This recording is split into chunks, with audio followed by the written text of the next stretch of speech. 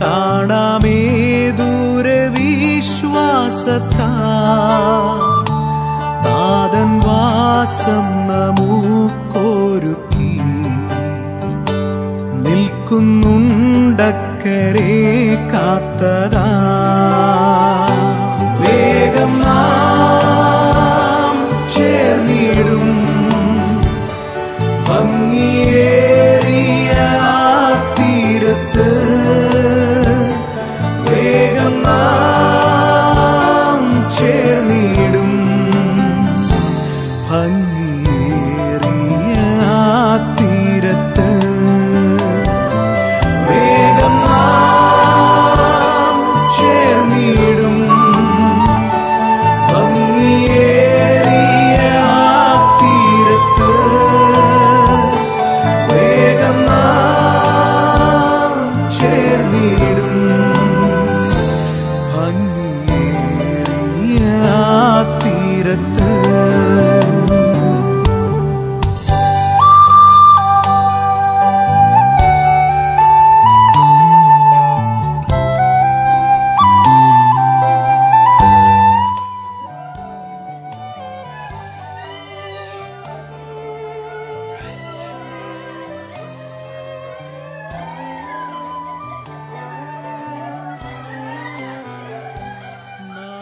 ശോഭന നാട്ടിൽ പാടും വാഴ്ത്തപ്പെട്ടോരുടെ സംഗീതം ഖേദം രോദനമങ്ങില്ലല്ലോ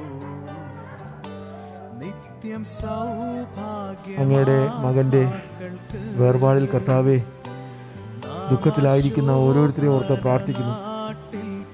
പ്രത്യേകിച്ചും കർത്താവെ കുടുംബത്തിലുള്ള ജോസഫിൻ്റെ മാതാവ് സഹോദരിമാര് അവരുടെ കുടുംബത്തിലുള്ളവരെയൊക്കെ ഓർക്കുന്നു കർത്താവെ. ദൈവം ആശ്വസിപ്പിക്കണമേ എന്ന് പ്രാർത്ഥിക്കുന്നു കർത്താവെ. അങ്ങയുടെ മകന് പ്രത്യാശയോടുകൂടെയുള്ള ഒരു യാത്ര ഈ ലോകത്തിൽ നിന്ന് കൊടുത്തതിനായി സ്തോത്രം. ഓട്ടം ഓടി എങ്ങനെ തികച്ചു എന്നുള്ളത് ജോസഫിനെ സംബന്ധിച്ച് ഇപ്പോൾ ഇവിടെ നിൽക്കുമ്പോൾ ആ കാര്യത്തിൽ എനിക്ക് ദൈവസമയം ഒരു പ്രാഗൽഭ്യത്തോടെ പറയാൻ കഴിയും. തൻ്റെ ഓട്ടം ദൈവത്തിൻ്റെ ഹിതപ്രകാരം ഓടി തീർത്തു. ദൈവം തന്നെ ഭവനത്തിലേക്ക് വിളിച്ചു. ആർട്സ് കോളേജ് വരുമ്പോൾ ആരെയും പരിചയമില്ലാത്തതായിരുന്നു. പക്ഷെ അവിടെ ശ്രദ്ധിക്കപ്പെട്ട ഒരാളാണ് ഈ ജോസഫ്. എൻ്റെ ഒരു വർഷം സീനിയറായിട്ട് അവിടെ പ്രീഡിഗ്രിക്ക് സെക്കൻഡ് ഇയർ പഠിക്കുകയായിരുന്നു. ജോസഫിനെ അവിടെ പലരും ശ്രദ്ധിച്ചിരുന്നതിൻ്റെ കാരണം ജോസഫിനൊരു ശാരീരിക ബലഹീനത ഉണ്ടായിരുന്നു. അതൊന്ന്. രണ്ടാമത് ആവേശകരമായ വിദ്യാർത്ഥി പ്രസ്ഥാനത്തിൽ അന്ന് കോളേജിൽ ജോസഫ് പ്രവർത്തിക്കുന്നത് ഞങ്ങൾക്കെല്ലാം ഒരു കൗതുകമായിരുന്നു. ജോസഫിൻ്റെ ഓരോ വാക്കുകളും തൻ്റെ വിദ്യാർത്ഥി പ്രസ്ഥാനത്തിന് വേണ്ടി അന്ന് സംസാരിച്ചത് വളരെ ആവേശപൂർവ്വം കേട്ടുകൊണ്ടിരുന്ന ഒരു വ്യക്തിയായിരുന്നു ഞാൻ. അവൻ രക്ഷിക്കപ്പെട്ട് ക്രിസ്തുവിലായപ്പോൾ ക്രിസ്തുവിന് വേണ്ടി നേടുവാൻ വേണ്ടി അന്ന് തൻ്റെ വിദ്യാർത്ഥി പ്രസ്ഥാനത്തിന് വേണ്ടി അനേകരെ അവൻ അനയിക്കുവാൻ തക്കവണ്ണം തൻ്റെ ആ പ്രസ്ഥാനത്തിലേക്ക് നയിക്കുവാൻ തക്കവണ്ണം വളരെ ശക്തമായി നിന്ന ആദർശങ്ങളൊക്കെ അവസാനം ക്രിസ്തുവിനെ ഏറ്റെടുത്തപ്പോൾ ക്രിസ്തുവിന് വേണ്ടി ആദായപ്പെടുത്തുവാൻ തക്കവണ്ണം ജോസഫ് പൂർണ്ണമായി അതിലേക്ക് തന്നെ ഏൽപ്പിച്ചു കൊടുക്കുവാൻ തക്കനോടിയായി. പിന്നെ പല സ്ഥലങ്ങളിൽ പല ഇടങ്ങളിൽ ഔട്ട്റീച്ച് മേഖലകളിലായിട്ട് ഞങ്ങൾക്ക് ഒരുമിച്ച് നിന്ന് പ്രവർത്തിപ്പാൻ തക്കനോടിയായി. സ്നേഹദാനത്തിനും നാൾക്കുനാം വീഴ്ചയെന്നെ തരും നന്മയ്ക്കും കാഴ്ചയായി നാം. എ ജോസഫ് ഇതിനു മുമ്പ് ജോലി ചെയ്ത വെള്ളനാട് ബ്ലോക്ക് പഞ്ചായത്തിൽ നിന്ന് പ്രിയപ്പെട്ടവർ വന്നിട്ടുണ്ട്. അതായത് ഒരു 2 ആഴ്ച കഴിയുമ്പോൾ തിരുവനന്തപുരത്ത് ഏതെങ്കിലും ഒരു ബ്ലോക്കിൽ വീഡിയോ ആയിട്ട് ജോലി ചെയ്യേണ്ട ആളായിരുന്നു. അതായത് ഇയാളിൻ്റെ ശാരീരിക ബുദ്ധിമുട്ടുകളൊന്നും വകവയ്ക്കാതെ തന്നെ ഇത്രയും നമ്മുടെ വെള്ളനാട് ബ്ലോക്കിൽ വളരെയധികം നല്ല സേവനമാണ് കാഴ്ചവെച്ചത്. കുടുംബത്തിൽ തന്നെ വളരെയധികം ബുദ്ധിമുട്ടുണ്ടായിട്ടും നല്ല രീതിയിൽ പ്രവർത്തിച്ചു. അതോടൊപ്പം തന്നെ സുവിശേഷ പ്രവർത്തനത്തിലും പങ്കെടുത്തുകൊണ്ട് വയനാട്, തിരൂർ തുടങ്ങിയ മേഖലയിലെല്ലാം ആക്റ്റീവായിട്ട് പ്രവർത്തിച്ചു. അത് നമുക്കൊരു വകുപ്പിനും നമ്മുടെ ബ്ലോക്ക് പഞ്ചായത്തിനും എല്ലാം ഒരു തീരാനഷ്ടം തന്നെയാണ്. അതുപോലെ തന്നെ ആത്മീയ ജീവിതത്തിലും ധാരാളം മുന്നോട്ട് പോകേണ്ട ഒരാളായിരുന്നു. ഇനിയും ഒരു 5 വർഷം വകുപ്പിൽ സേവനം അനുഷ്ഠിക്കേണ്ട ആളായിരുന്നു. എന്തായാലും ബ്ലോക്ക് പഞ്ചായത്തിൻ്റെ പേരിലുള്ള അനുശോചനം രേഖപ്പെടുത്തുന്നു. എല്ലാ തൻ്റെ സഹപ്രവർത്തകർക്കും തൻ്റെ മേലുദ്യോഗസ്ഥന്മാർക്കും കീഴുദ്യോഗസ്ഥന്മാർക്കും എല്ലാം നല്ലത് മാത്രമേ തന്നെ പറ്റി പറയാനുള്ളൂ. അത് ജോസഫിൻ്റെ ജീവിതം ഒരു സംഭവ ബഹുലമായൊരു ജീവിതമായിരുന്നു. ഒരു അത്ഭുതമായിരുന്നു ജോസഫിൻ്റെ ജീവിതം. ദൈവത്തിൻ്റെ കരുണ തൻ്റെ മേൽ വളരെയധികം ഉണ്ടായിരുന്നു. തൻ്റെ ഈ അടുത്തുള്ള കാലങ്ങളിൽ തനിക്കുണ്ടായ വലിയ മാറ്റങ്ങളും ദൈവത്തിൻ്റെ വേലയുള്ള ബന്ധത്തിലുള്ള ഉത്സാഹമൊന്നും എനിക്ക് വ്യക്തിപരമായി അനുഭവിക്കാൻ ഇടയായിത്തീർന്നില്ല. എന്നാൽ തൻ്റെ ജീവിതത്തിൽ ചില തകർച്ചയുടെ ചില കാലങ്ങളുണ്ടായിരുന്നു. പക്ഷെ അവിടെയൊക്കെ ഞാൻ മനസ്സിലാക്കിയത് തൻ്റെ ജീവിതത്തിൽ എന്ത് തകർച്ച ഉണ്ടായാലും ഹൃദയത്തിൻ്റെ ആഴത്തിൽ ദൈവത്തോട് വലിയ സ്നേഹമുള്ള ഒരു മനുഷ്യനായിരുന്നു ജോസഫ്. നിൽക്കുന്നുണ്ടക്കരെ കാത്തതാ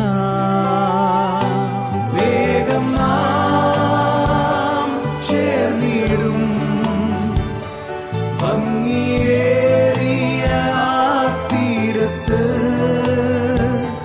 വേഗം നാം ചേർന്നിടും ഭംഗിയേറിയ തീരത്ത് വേഗം നാം ചേർന്നിടും ഭംഗിയേറിയ തീരത്ത് വേഗം നാം ചേർന്നിടും ഭംഗിയേറിയ തീരത്ത്.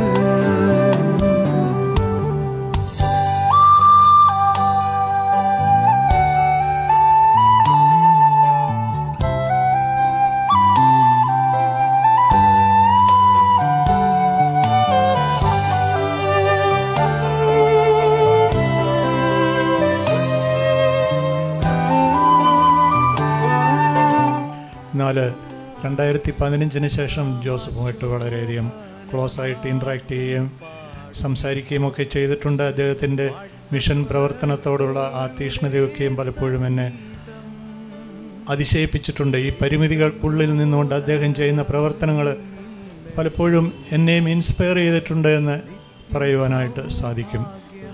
ഈ പരിമിതികളോ ജീവിതത്തിൽ ഇങ്ങനെ ഉള്ള പരിമിതികളൊക്കെ ഉണ്ടായിട്ടും അദ്ദേഹം വളരെ തീഷ്ണതയോടുകൂടി കർത്താവിൻ്റെ വേല ചെയ്തു വന്ന ഒരു ദാസനാണ് എന്ന് പറയുന്നതിൽ എനിക്ക് അഭിമാനമുണ്ട്. എങ്ങനെയാണ് പറയേണ്ടതെന്ന് എനിക്ക് തന്നെ അറിയത്തില്ല, വാക്കുകൾ കിട്ടുന്നില്ല. എവിടെ ഒരു ഓപ്പണിംഗ് ഉണ്ടെന്ന് അറിഞ്ഞാലും അവിടേക്ക് വളരെ ആവേശപൂർവ്വം കടന്നു ചെല്ലുന്ന ഒരു സ്വഭാവമായിരുന്നു ജോസഫിൻ്റേത്. അതിൻ്റെ ഏറ്റവും അടുത്ത ഒരു ഉദാഹരണമാണ് അരിപ്പയിലേത്. ആകസ്മികമായിട്ടുണ്ടായ ഈ ഒരു വേർപാട് ഒരു റിയാലിറ്റിയിലേക്ക് എനിക്ക് വരുവാനായിട്ട് സാധിച്ചിട്ടില്ല. വേഗം നാം ചേർന്നിടും ആകസ്മികമായുണ്ടായ ഈ വിയോഗത്തിൽ നമ്മളെല്ലാവരും ഒരുപോലെ ദുഃഖിതരാണ്. എന്നാൽ ദൈവവചനം പറയുന്നത് തൻ്റെ ഭക്തന്മാരുടെ മരണം യഹോവയ്ക്ക് വിലയേറിയതാണ്. സത്യത്തിൽ ഇത് വിശ്വസിക്കാൻ പോലും ഒരു സാഹചര്യമാണ്. കാരണം കഴിഞ്ഞ ദിവസം രാത്രി ഞങ്ങൾ ഒന്നിച്ച് സംസാരിച്ചു, പ്രാർത്ഥിച്ചു, ധൈര്യപ്പെടുത്തി. പിറ്റേ ദിവസം ഉച്ച കഴിഞ്ഞപ്പോൾ ഈ വാർത്ത കേൾക്കുന്നത് ഇന്നും സത്യത്തിൽ ഏറ്റെടുക്കാനൊരു ബുദ്ധിമുട്ടുണ്ട്. എങ്കിലും വളരെയധികം പ്രത്യാശിക്കുന്നു. ഞങ്ങൾക്ക് ഒരു കാര്യത്ത് ഈ മകനെ അവിടെ ചെന്ന് കാണാം. ഈ മകന് യാതൊരു വിധമായിട്ടുള്ള ആ ബുദ്ധിമുട്ടുകളോ ശരീരത്തിലുള്ള ബലഹീനതകളോ ഇതൊന്നും കൂട്ടാക്കാതെ കർത്താവിന് വേണ്ടി വളരെയധികം ജ്വലിച്ചു നിന്ന ഒരു മകനാണ്. ഈ മകൻ മുഖാന്തരം ഞങ്ങൾക്കും പല സ്ഥലങ്ങളിൽ പോയി കർത്താവിൻ്റെ വേലയിൽ ഈ മകൻ്റെ കൂടെ പങ്കാളികളായി തീരുവാനൊക്കെ ഞങ്ങൾക്ക് സാധിച്ചിട്ടുണ്ട്. പോകുന്ന വഴിക്കാണെങ്കിൽ തന്നെ വളരെ ബുദ്ധിമുട്ടുകളുണ്ടെങ്കിലും എൻ്റെ കർത്താവിനുള്ള എരിവ്, ആ മകനിൽ ആ കർത്താവിനുള്ള എരിവ് എനിക്ക് കാണുന്നതിനായിട്ട് സാധിച്ചു. ആ എരിവാണ് സത്യത്തിൽ മകനെ ഇതുവരെ മുൻപോട്ട് കൊണ്ടുപോയത്. ബൈബിൾ പറയുന്നു, ഒരാത്മാവിനെ നീ ദൈവത്തിന് നേടിക്കൊടുത്താൽ സ്വർഗത്തിൽ അവൻ തിളങ്ങുന്ന നക്ഷത്രമാണെന്നാണ് എഴുതിയിരിക്കുന്നത്. ആത്മാക്കളെ നേടുന്നവർക്ക് പ്രശംസാ കിരീടമാണ് ദൈവം വെച്ചിരിക്കുന്നത്. അപ്പം എങ്ങനെ പറഞ്ഞെന്ന് പറഞ്ഞാലും കഷ്ടതകൾ അനുഭവിച്ചെങ്കിലും ദുഃഖങ്ങൾ അനുഭവിച്ചെങ്കിലും ഏതെല്ലാം സഹൃദി പോയപ്പോഴും മുൻപോട്ട് വെച്ചിരിക്കുന്ന ഒരു പ്രത്യാശയിൽ ആ മകന് ആ ഒരു പ്രതീക്ഷ അല്ലെങ്കിൽ ആ ഒരു പ്രത്യാശ, ആ ഒരു ബ്ലെസ്സഡ് ഹോപ്പ് ഉണ്ടായിരുന്നത് കൊണ്ട് ഏത് പ്രതിസന്ധിയും തരണം ചെയ്യുവാനുള്ള കൃപ ദൈവം മകന് കൊടുത്തിരുന്നു. ഏറ്റവും കൂടുതലായിട്ട് ഞങ്ങൾ തമ്മിലുള്ള ഒരു ബന്ധം സ്ഥാപിച്ചത് ഔട്ട്റീച്ച് പ്രവർത്തനത്തിന് ഞങ്ങൾ ഒരുമിച്ച് പോയത് മുതലാണ്. കർത്താവിൻ്റെ മഹത്വമുള്ള വേലയിൽ വളരെ ശക്തമായി എവിടെയെല്ലാം ചെന്നോ, താൻ എവിടെയെല്ലാം യാത്ര ചെയ്തോ ആ ദേശങ്ങളിലെല്ലാം ആത്മാക്കളെ നേടുക, നിത്യരാജ്യത്തിന് വേണ്ടി ചിലരെ ഒരുക്കുക എന്നുള്ളതായിരുന്നു പ്രിയ സഹോദരൻ്റെ ഏറ്റവും പ്രധാനമായ ലക്ഷ്യങ്ങൾ. ആദ്യം തന്നെ പുള്ളി ഔട്ട്റീച്ച് എന്ന് പറയും. പിന്നെ സുവിശേഷ പ്രവർത്തനത്തിൻ്റെ ഇതിൽ താമരശ്ശേരിയിലും കൂടെ 2 വട്ടം ഞങ്ങൾക്ക് പോകാൻ സാധിച്ചു. അതുപോലെ കഴക്കൂട്ടത്ത് ജോസഫ് സാറിനോടൊപ്പം ഞങ്ങൾക്ക് ഒരുമിച്ച് പ്രവർത്തിക്കാൻ ദൈവം കൃപ ചെയ്തു. ഞാൻ ജോസഫ് നിന്ന് പഠിച്ച ഒരുപാട് കാര്യങ്ങളുണ്ട്. കാരണം താൻ ഈ ജോലിയിലും ജോലി കാര്യങ്ങളിലാണെങ്കിലും ഓഫീസ് ജോലിയാണെങ്കിലും ഭയങ്കര ഉത്തരവാദിത്തോടെ ഓരോ കാര്യങ്ങൾ ചെയ്യുന്നത് കണ്ടിട്ടുണ്ട്. ഭവനത്തെക്കുറിച്ചാണെങ്കിലും വീട്ടിൽ എല്ലാവരെയും, അപ്പോൾ പ്രത്യേകിച്ച് കല്യാണം കഴിപ്പിച്ച് വിട്ട ചേച്ചിമാരെ കുറിച്ചാണെങ്കിൽ എല്ലാവരെയും കുറിച്ച് ആ ഒരു ഭാരവും അവരെ ഓർത്തുള്ള ഒരു പ്രവർത്തനവും ആ ഒരു ഉത്തരവാദിത്വ ബോധവും വളരെ ടച്ചിങ് ആയിരുന്നു. In the sweet by and by, we shall meet on that beautiful shore. By and by, in the sweet by and by, we shall meet on that.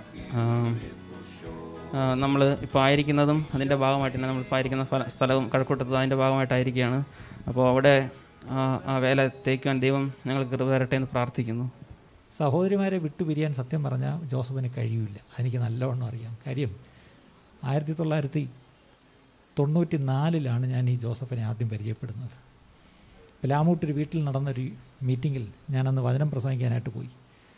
വചനം പ്രസംഗിച്ച് കഴിഞ്ഞപ്പോൾ അന്ന് ഈ ജോസഫിൻ്റെ കൂടെ പാസ്റ്റർ പ്രബിനും ഉണ്ടായിരുന്നു. ഇവർ രണ്ട് നല്ല ചെറുപ്പക്കാരായിട്ട് അവരെൻ്റെ മുന്നിലിരുന്നതെല്ലാം വചനം കേട്ടു കഴിഞ്ഞ് എൻ്റെ അടുത്ത് വന്ന് ചോദിച്ചു, ബ്രദറെ എവിടെയാണ് വീട്, പേരെന്താണ്, എന്ത് ചെയ്യുന്നു എന്നൊക്കെ പറഞ്ഞ് പരിചയപ്പെട്ടു. അപ്പോൾ ഞാൻ പറഞ്ഞു എൻ്റെ വീട് പ്ലാമൂട്ടി തൊട്ടപ്പുറത്താണ്. വീട്ടിൽ ആരുണ്ട്? ഞാൻ പറഞ്ഞു എൻ്റെ പിതാവുണ്ട്, എൻ്റെ ഭാര്യയുണ്ട്. ഞങ്ങൾക്ക് അപ്പച്ചനെ ഒന്ന് കാണാൻ പറ്റുമെന്ന് പറഞ്ഞ് എൻ്റെ കൂടെ അങ്ങ് വീട്ടിൽ വന്നു. അങ്ങനെ അവിടെ വന്ന് അന്ന് തുടങ്ങിയ ആ സ്നേഹം, ആ കൂട്ടായ്മ ബന്ധം, അത് ഇന്നുവരെയും അതുപോലെ തന്നെ പുലർത്തി പോകുന്നതിനായിട്ട് ഞാൻ ദൈവത്തെ സ്തുതിക്കുന്നു. പ്രത്യേകിച്ച് തന്നെ ഏറ്റവും സ്നേഹിച്ചിരുന്നൊരു വ്യക്തിയായിരുന്നു എൻ്റെ നിത്യതയിൽ മറഞ്ഞുപോയ എൻ്റെ പിതാവ്. താൻ അപ്പച്ച എന്ന് പറഞ്ഞാൽ എല്ലാ ദിവസവും അന്നിവിടുന്ന് സ്കൂട്ടറോ കാറോ ഒന്നും ജോസഫിനില്ല. അന്ന് ഇത്രയും ക്ഷീണമില്ല നടക്കാൻ. 1-2 ബസ് കയറി ഇവിടുന്ന് ടാഗോർ ഗാർഡൻസിൽ വരും, വന്ന് പപ്പയുടെ കൂടെ ഇരിക്കും. താൻ തൻ്റെ ജീവചരിത്രം എഴുതി തുടങ്ങിയപ്പം ജോസഫാണ് ആ ജീവചരിത്രം മാനുസ്ക്രിപ്റ്റിൽ ഏറ്റവും കൂടുതൽ എഴുതിയിരിക്കുന്നത് ജോസഫാണ്. ഞാനെപ്പോഴും ആ കയ്യക്ഷരം ഓർക്കും. ജോസഫാണ് അത് ഏറ്റവും കൂടുതൽ എഴുതിയത്. ഒരുപാട് നേരം ഇരുന്ന് അപ്പച്ചനോട് സംസാരിച്ച് എഴുതി പ്രാർത്ഥിച്ച് സന്തോഷത്തോടെ പോകും. അങ്ങനെ അന്ന് തുടങ്ങിയ ആ സ്നേഹബന്ധവും കൂട്ടായ്മ ബന്ധവും ഇന്നുവരെയും അതുപോലെ ഇന്നലെ വരെയും തുറന്നതിനായിട്ട് ഇന്നലെയും എനിക്ക് വിളിച്ച് സംസാരിക്കാനിടയായി. അപ്പോഴും പറഞ്ഞു, ജോസഫേ അന്ന് ശ്രദ്ധിച്ചോണം. അപ്പോൾ ആ ചെറിയൊരു യൂറിനറി പ്രോബ്ലം പറഞ്ഞു. അതിന് ഇന്നലെ എൻ്റെ അടുത്ത് പറഞ്ഞു, ഞാൻ പറഞ്ഞു ഞെരിഞ്ഞിൽ വെള്ളം ഇട്ട് കുടിക്കണം. ഇന്നലെ എന്നെ വിളിച്ചത് തന്നെ, അച്ഛൻ ഞെരിഞ്ഞിൽ കിട്ടിയത് എങ്ങനെയാണ് വെള്ളം ഇടേണ്ടത്, ഞാൻ പിന്നെ അത് പറഞ്ഞു കൊടുത്തു. അങ്ങനെ ആ ഒരു സ്നേഹബന്ധത്തിനായിട്ട് ഞാൻ ദൈവത്തെ സ്തുതിക്കുന്നു. ബൈബിളിൽ സദൃശവാക്യത്തിൽ ഒരു വാക്യമുണ്ട്, ആത്മാക്കളെ നേടുന്നവൻ ജ്ഞാനിയായ മനുഷ്യനാണ്, നീതിമാന് ജീവവൃക്ഷം പ്രതിഫലം. He who win souls is wise എന്നാണ്. ഞാനൊരു കാര്യം പറയാൻ പ്രിയപ്പെട്ടവരെ, ആരും എന്നോട് പടങ്ങരുത്. ഇവിടെ ഇരിക്കുന്ന നമ്മളെല്ലാവരിലും വെച്ച് ഏറ്റവും വൈസസ്റ്റ് പേഴ്സൺ ഈ പ്രിയപ്പെട്ടവനായിരുന്നു. ഞങ്ങളൊക്കെ ഒത്തിരി പ്രസംഗിക്കും, ഞങ്ങളൊക്കെ ഒത്തിരി മറ്റൊരുപാട് കാര്യങ്ങളൊക്കെ ചെയ്യും, ഞങ്ങളൊക്കെ ഒരുപക്ഷെ ലീഡേഴ്സ് എന്നൊക്കെ അറിയപ്പെടും. പക്ഷേ താൻ ഒരിക്കലും ഒരു സ്ഥാനവും സഭയിൽ വഹിച്ചിട്ടില്ല ഒരർത്ഥത്തിൽ. കഴിഞ്ഞ 30 വർഷം ചർച്ചിൽ 24 ഡിപ്പാർട്ട്മെൻറ്റ്സിൻ്റെ കോർഡിനേറ്റേഴ്സിൻ്റെ എടുത്തപ്പം ഔട്ട്റീച്ച് കോർഡിനേറ്റർ എന്ന് പറഞ്ഞപ്പോൾ പിന്നെ ആർക്കും സംശയമില്ല അത് ജോസഫ് തന്നെ. ആ ഉത്തരവാദിത്വം താൻ നന്നായി നിറവേറ്റി.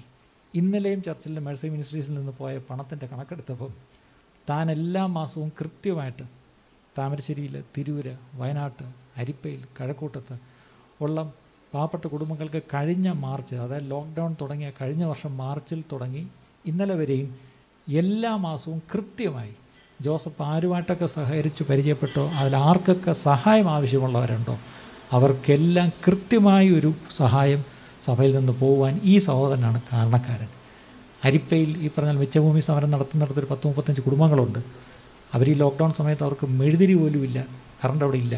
അതുകൊണ്ട് ഒരു മെഴുതിരി കിട്ടുമെന്നൊരാവശ്യമാണ് നമ്മുടെ അടുത്ത് ആദ്യം വന്നത്. പക്ഷേ ഞാൻ ഈ ജോസഫിനെ വിളിച്ച്, ജോസഫ് ഇങ്ങനൊരു സ്ഥലമുണ്ടല്ലോ, അവിടെ കുറേ പേർക്ക് മെഴുതിരി വേണമെന്ന് പറഞ്ഞു.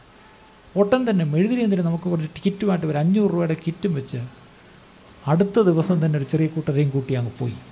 അന്ന് പോയത് എല്ലാ മാസവും പോയിക്കൊണ്ടിരിക്കുകയാണ്. കഴിഞ്ഞ 2 ആഴ്ച മുമ്പ് ജോസഫ് തന്നെ പോയി അവർക്ക് എല്ലാം കിറ്റ് കൊടുത്ത് ആ കുട്ടികൾക്ക് വേണ്ടുന്ന പഠന ഉപകരണങ്ങളും കൊടുത്ത് അവിടെ ഉണ്ടായിരുന്ന ഒത്തിരി പേർക്ക് മരുന്നുകൾ ആവശ്യമായിരുന്നു. അതുകൊണ്ട് അതിനു വേണ്ടിയുള്ള മരുന്നുകൾ സംഘടിപ്പിച്ച് എല്ലാം, അതൊന്നും ഈ പറഞ്ഞ പോലെ ആരോടും വായെടുത്ത് ചോദിക്കുകയല്ല, പക്ഷേ അതെല്ലാം ദൈവം തനിക്ക് ഒരുക്കി.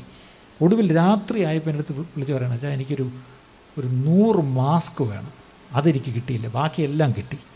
ഞാൻ ഒരു കാര്യം 100 മാസ്ക് മേടിച്ചോ എന്ന് പറഞ്ഞാൽ ഉടൻ തന്നെ ആ 100 മാസ്ക് രാത്രി തന്നെ വിളിച്ചവരെടുത്ത് ഇടപാട് ചെയ്ത് രാവിലെ ആ മാസ്കും കളക്ട് ചെയ്ത് താൻ കൊണ്ട് അവർക്കെല്ലാം കൊടുത്തു. ഈ കഴിഞ്ഞ മാസം സ്കൂൾ തുറക്കുന്ന സമയമായിട്ട് ഏകദേശം, എൻ്റെ എണ്ണം ശരിയാണെന്ന് അറിയത്തില്ല, പുറത്തുള്ള സൗകര്യങ്ങൾക്കറിയാം, തൻ്റെ പരിചയത്തിലുള്ള മുഴുവൻ ഈ പാവപ്പെട്ട കുടുംബങ്ങളിലെ കുട്ടികൾക്ക് വിദ്യാഭ്യാസ സഹായം, അതായത് എഡ്യൂക്കേഷണൽ ഹെൽപ്പ് അവർക്ക് കൃത്യമായിട്ട് എത്തിച്ചു. അതെല്ലാ വർഷവും എത്തിക്കുന്നതാണ്. ഈ വർഷത്തത് കഴിഞ്ഞ മാസം എത്തിക്കുകയും ചെയ്തു. അതിൻ്റെ അർത്ഥം താനീ ചെന്ന് സുവിശേഷം പറഞ്ഞുകൊണ്ടങ്ങ് പോകുന്ന ആളല്ല.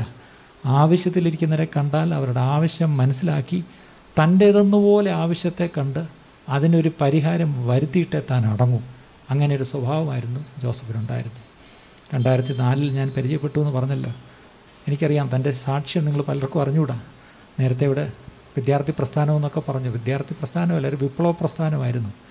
അതായത് താനൊരു പറഞ്ഞ കോളേജ് പഠിക്കുന്ന കാലത്തും അത് കഴിഞ്ഞും തനിക്ക് ഈ പറഞ്ഞ പോലെ കമ്മ്യൂണിസ്റ്റ് പാർട്ടിക്കോ മാർക്സിസ്റ്റ് പാർട്ടിക്കോ വിപ്ലവം പോരാ എന്നൊരു ചിന്തയിൽ അതിനും അപ്പുറം മറ്റൊരു പ്രസ്ഥാനവുമായിട്ട് താൻ പതുക്കെ സഹകരിക്കാൻ തുടങ്ങി. അതിച്ചിരി വഴിവിട്ട പോക്കായിരുന്നു. പക്ഷേ ദൈവകൃപയാൽ ദൈവം തന്നെ ആ കാലങ്ങളിൽ എപ്പോഴോ സന്ദർശിച്ചു. താൻ ആ വിപ്ലവമൊക്കെ വിട്ട് ദൈവ പൈതലായി, ദൈവസഭയിലായി.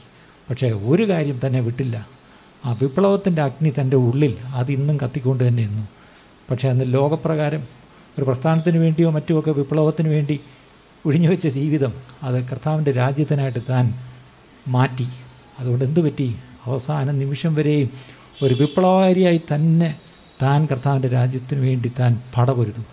ഇന്നലെ മരണം കഴിഞ്ഞ ഉടനെ നമ്മുടെ നമ്മുടെ ചെറിയാൻ ബ്രദർ എനിക്കൊരു മെസ്സേജ് അയച്ചു. We have lost a friend line soldier. നമുക്കൊരു മുന്നണി പോരാളി നമുക്ക് നഷ്ടപ്പെട്ടു എന്ന് പറഞ്ഞു. ശരിയാണ്, താൻ ശരിക്കും ഒരു മുന്നണി പോരാളി തന്നെയായിരുന്നു. മുന്നിൽ നിന്ന് ശത്രുവിൻ്റെ കോട്ടയ്ക്ക് നേരെ ശക്തമായി പട നയിച്ചുകൊണ്ട് മുന്നിൽ നിന്ന്, നമുക്കെല്ലാം ഈ പറഞ്ഞ പോലെ 2 കാലിലും നല്ല സ്വാധീനമുണ്ട്, ബലമുണ്ട്. പക്ഷേ കാലിന് ബലക്കുറവുള്ള, സ്വാധീനക്കുറവുള്ള ഈ സഹോദരൻ കയറിപ്പോയിട്ടുള്ള മലമടക്കുകൾ നമ്മളാരും നമ്മുടെ ജീവിതത്തിൽ ഒരിക്കൽ പോലും പോയിട്ടില്ല. തനിക്ക് ആ സ്കൂട്ടർ ഓടിക്കുന്ന കാലത്ത് നമുക്ക് നടന്നു കയറാൻ പ്രയാസമുള്ള താൻ ഈ സ്കൂട്ടറും കൊണ്ടങ്ങ് ചെല്ലും. ഇപ്പോഴും ആ കാറും കൊണ്ട്, സാധാരണ നമ്മളാരും കാറ് കൊണ്ടുമെല്ലാം മടിക്കുന്ന സ്ഥലത്ത് താൻ ഈ കാറും കൊണ്ട് ചെല്ലും. എനിക്ക് പലപ്പോഴും അതിശയം തോന്നിയിട്ടുണ്ട്, ഇതെങ്ങനെ ഈ കാറ് ഓടിച്ച് ഈ മലമുടക്കിലെത്തുന്നത്, ഈ പടുകുഴിക്കകത്തൊക്കെ എങ്ങനെ ഇറങ്ങിപ്പോകുന്നത്, ഈ കാട്ടിലൊക്കെ എങ്ങനെ ഈ കാറും കൊണ്ട് ചെല്ലുന്നത്. തനിക്ക് ഒരു മടിയില്ല. കോവിഡ് സമയത്ത് ഭയങ്കര ലോക്ക്ഡൗൺ കഴിഞ്ഞ വർഷം വന്നപ്പം പലർക്കും ചിലർക്ക് ചില അത്യാവശ്യം വസ്തുക്കൾ എത്തിക്കണം, ഭക്ഷണം എത്തിക്കണം, മരുന്ന് എത്തിക്കണം. എന്നെ വിളിച്ച് പറഞ്ഞു, വെച്ചാൽ ഞാൻ ഫ്രീ ആണ്, ഞാൻ വണ്ടിയും കൊണ്ട് പോയിക്കളാം, എനിക്കാകുമ്പോൾ ഇറങ്ങി അടക്കാം, കുഴപ്പമില്ല, എനിക്ക് ഇപ്പം നല്ല പാസ് കൊണ്ട് എന്നെ ആരും നിർത്തില്ല. അങ്ങനെ ഞാൻ ആ സമയത്ത് മറ്റാർക്കും കൊണ്ടു കൊടുക്കാൻ കഴിയാത്തൊരവസ്ഥയിൽ താൻ എൻ്റെ അടുത്ത് വന്ന് സാധനങ്ങൾ വാങ്ങിച്ചുകൊണ്ട് പലർക്കും കൊണ്ടു കൊടുത്തിട്ടുണ്ട്. ആരും ഒന്നും ചെയ്യില്ല. ഈയിടയ്ക്കൊരു സഹോദരൻ 5 കിലോ അരി വെച്ച് 15 കുടുംബങ്ങൾക്ക് കൊടുക്കാം. അദ്ദേഹം ഉടൻ തന്നെ ആ അരി എടുത്ത് കൊണ്ടുപോയി ആ 15 കുടുംബങ്ങൾക്കും കൊണ്ടു കൊടുത്തു. ഇതൊക്കെയാണ് ഇദ്ദേഹത്തിൻ്റെ സ്വഭാവം. ഒരാൾക്കൊരാവശ്യം ഉണ്ടെന്ന് കണ്ടാൽ അത് പോയി എങ്ങനെയെങ്കിലും അതിനൊരു നിവൃത്തി കണ്ടുപിടിച്ചല്ലാതെ താൻ ഉറങ്ങുകയില്ല. അങ്ങനെ ഒരു സ്വഭാവം തനിക്കുണ്ടായിരുന്നു. മുന്നണി പോരാളി മാത്രമല്ല, താൻ മറ്റൊരു കാര്യം കൂടെ തന്നെപ്പറ്റി പറയുന്നത്, താൻ ഏറ്റവും രാജ്യത്തിൻ്റെ സുരക്ഷയ്ക്ക് വേണ്ടി നമ്മുടെ രാജ്യത്തിന് ചുറ്റും കാവൽ കാൽക്കുന്ന പട്ടാളക്കാരുണ്ടെന്ന് നമുക്കറിയാം. ഇതുപോലെ സത്യസുവിശേഷത്തിന് താനൊരു കാവൽ ഭടനായിരുന്നു. എവിടെയെങ്കിലും സുവിശേഷത്തിന് ആരെങ്കിലും വെള്ളം ചേർക്കുകയോ ആരെങ്കിലും എന്തെങ്കിലും ദുരുപദേശം പഠിപ്പിക്കുകയോ എന്തെങ്കിലും ചെയ്താൽ അത് അപ്പോഴ് തന്നെ അതിനെതിരെ വന്ന് എന്ത് പല്ലും നഖവും കൊണ്ട് താൻ അതിനെ എതിർക്കുകയും അതിനെ പറഞ്ഞ പോലെ ഭയങ്കരമായിട്ട് താൻ വഴക്കിട്ട് കളയും.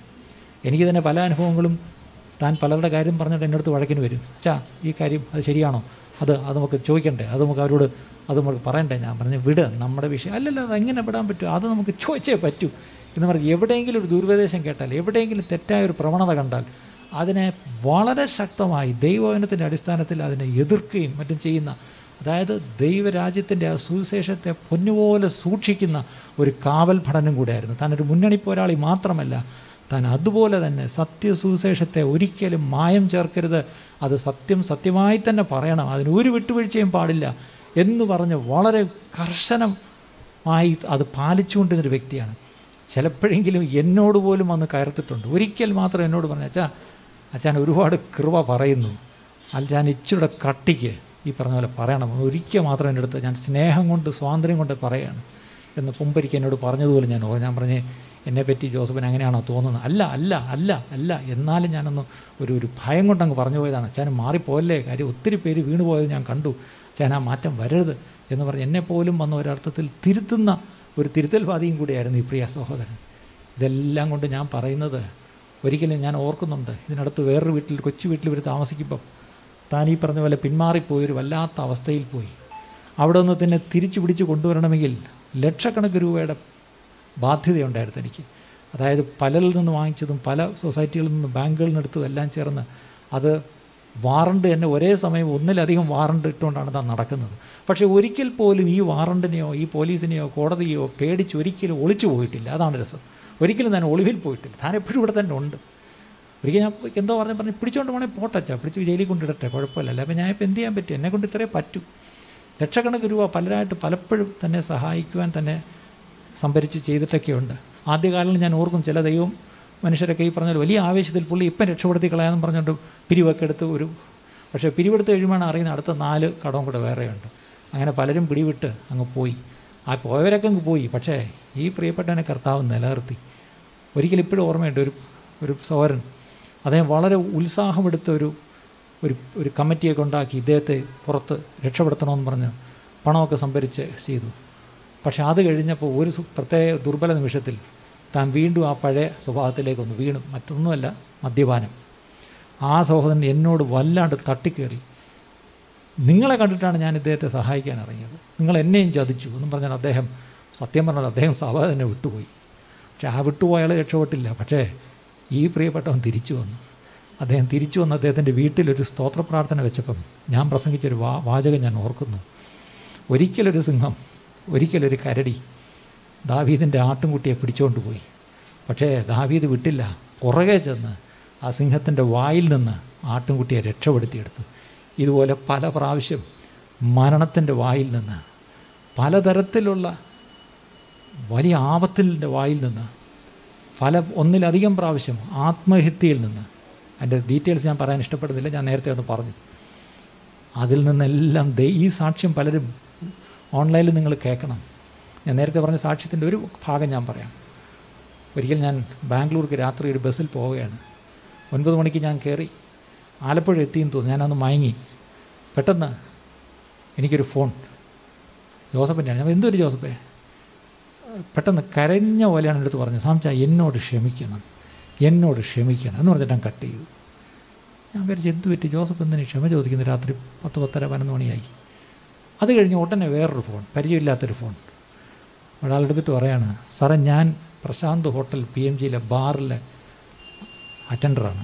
ഞാൻ എന്ത് പറ്റി, ഇവിടെ വന്ന് വെള്ളം അടിച്ചിട്ട് ഏതാണ്ട് ഒരാൾ ഇരുന്നിട്ട് എൻ്റെ അടുത്ത് ഈ നമ്പർ വന്നിട്ടൊന്ന് വിളിക്കാൻ പറഞ്ഞു. ഞാൻ പറഞ്ഞു എന്ത് പറ്റി, അദ്ദേഹം ഉറക്കഗുളിക കഴിച്ചിരിക്കുകയാണ്, ആത്മഹത്യയ്ക്ക്. ഒയ്യോ, ഞാൻ പറഞ്ഞു പെട്ടെന്ന് ഞാൻ പറഞ്ഞു സാർ ഞങ്ങൾക്കൊന്നും ചെയ്യാൻ ഒക്കില്ല, സാറിനെ വിളിക്കാൻ പറഞ്ഞു, അതുകൊണ്ടാണ്. ഞാൻ പെട്ടെന്ന് ഞെട്ടിപ്പോയി. എനിക്ക് ബസ്സിലാണ്, എനിക്ക് ഇറങ്ങി വരാനും വയ്യ, ഒന്നും വയ്യ, ആരെ വിളിക്കും. പെട്ടെന്നാണ് ഇവിടെ ആദ്യം സാക്ഷ്യം പറഞ്ഞ ഫാസ്റ്റർ ബിജു, അദ്ദേഹത്തെ വിളിച്ചു. ബിജു പെട്ടെന്ന് ആ ബാറിൽ ചെല്ല്, അവിടെ ആളിരിക്കുന്നു.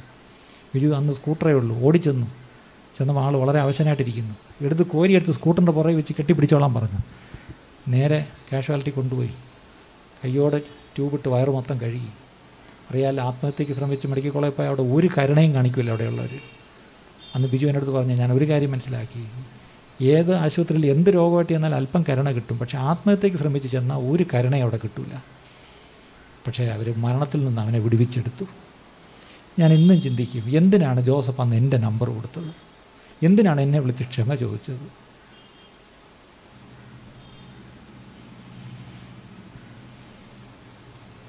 എന്നെ ഒരു സ്വന്തം സഹോദരനെ പോലെ എന്നെ കരുതിയിരുന്നു. ആരൊക്കെ വെറുത്താലും സാമചാൻ വെറുക്കില്ല എന്നൊരു ചിന്ത തൻ്റെ ഉള്ളിൽ എവിടെയോ ഉണ്ടായിരുന്നു. ഒരിക്കലും വ്യക്തിപരമായൊരു കാര്യത്തിന് എന്നോട് ഒരു പൈസയും ചോദിച്ചിട്ടില്ല. ചിലപ്പം കുറച്ച് നാൾ മുമ്പ് ഒരു വിഷയത്തിന്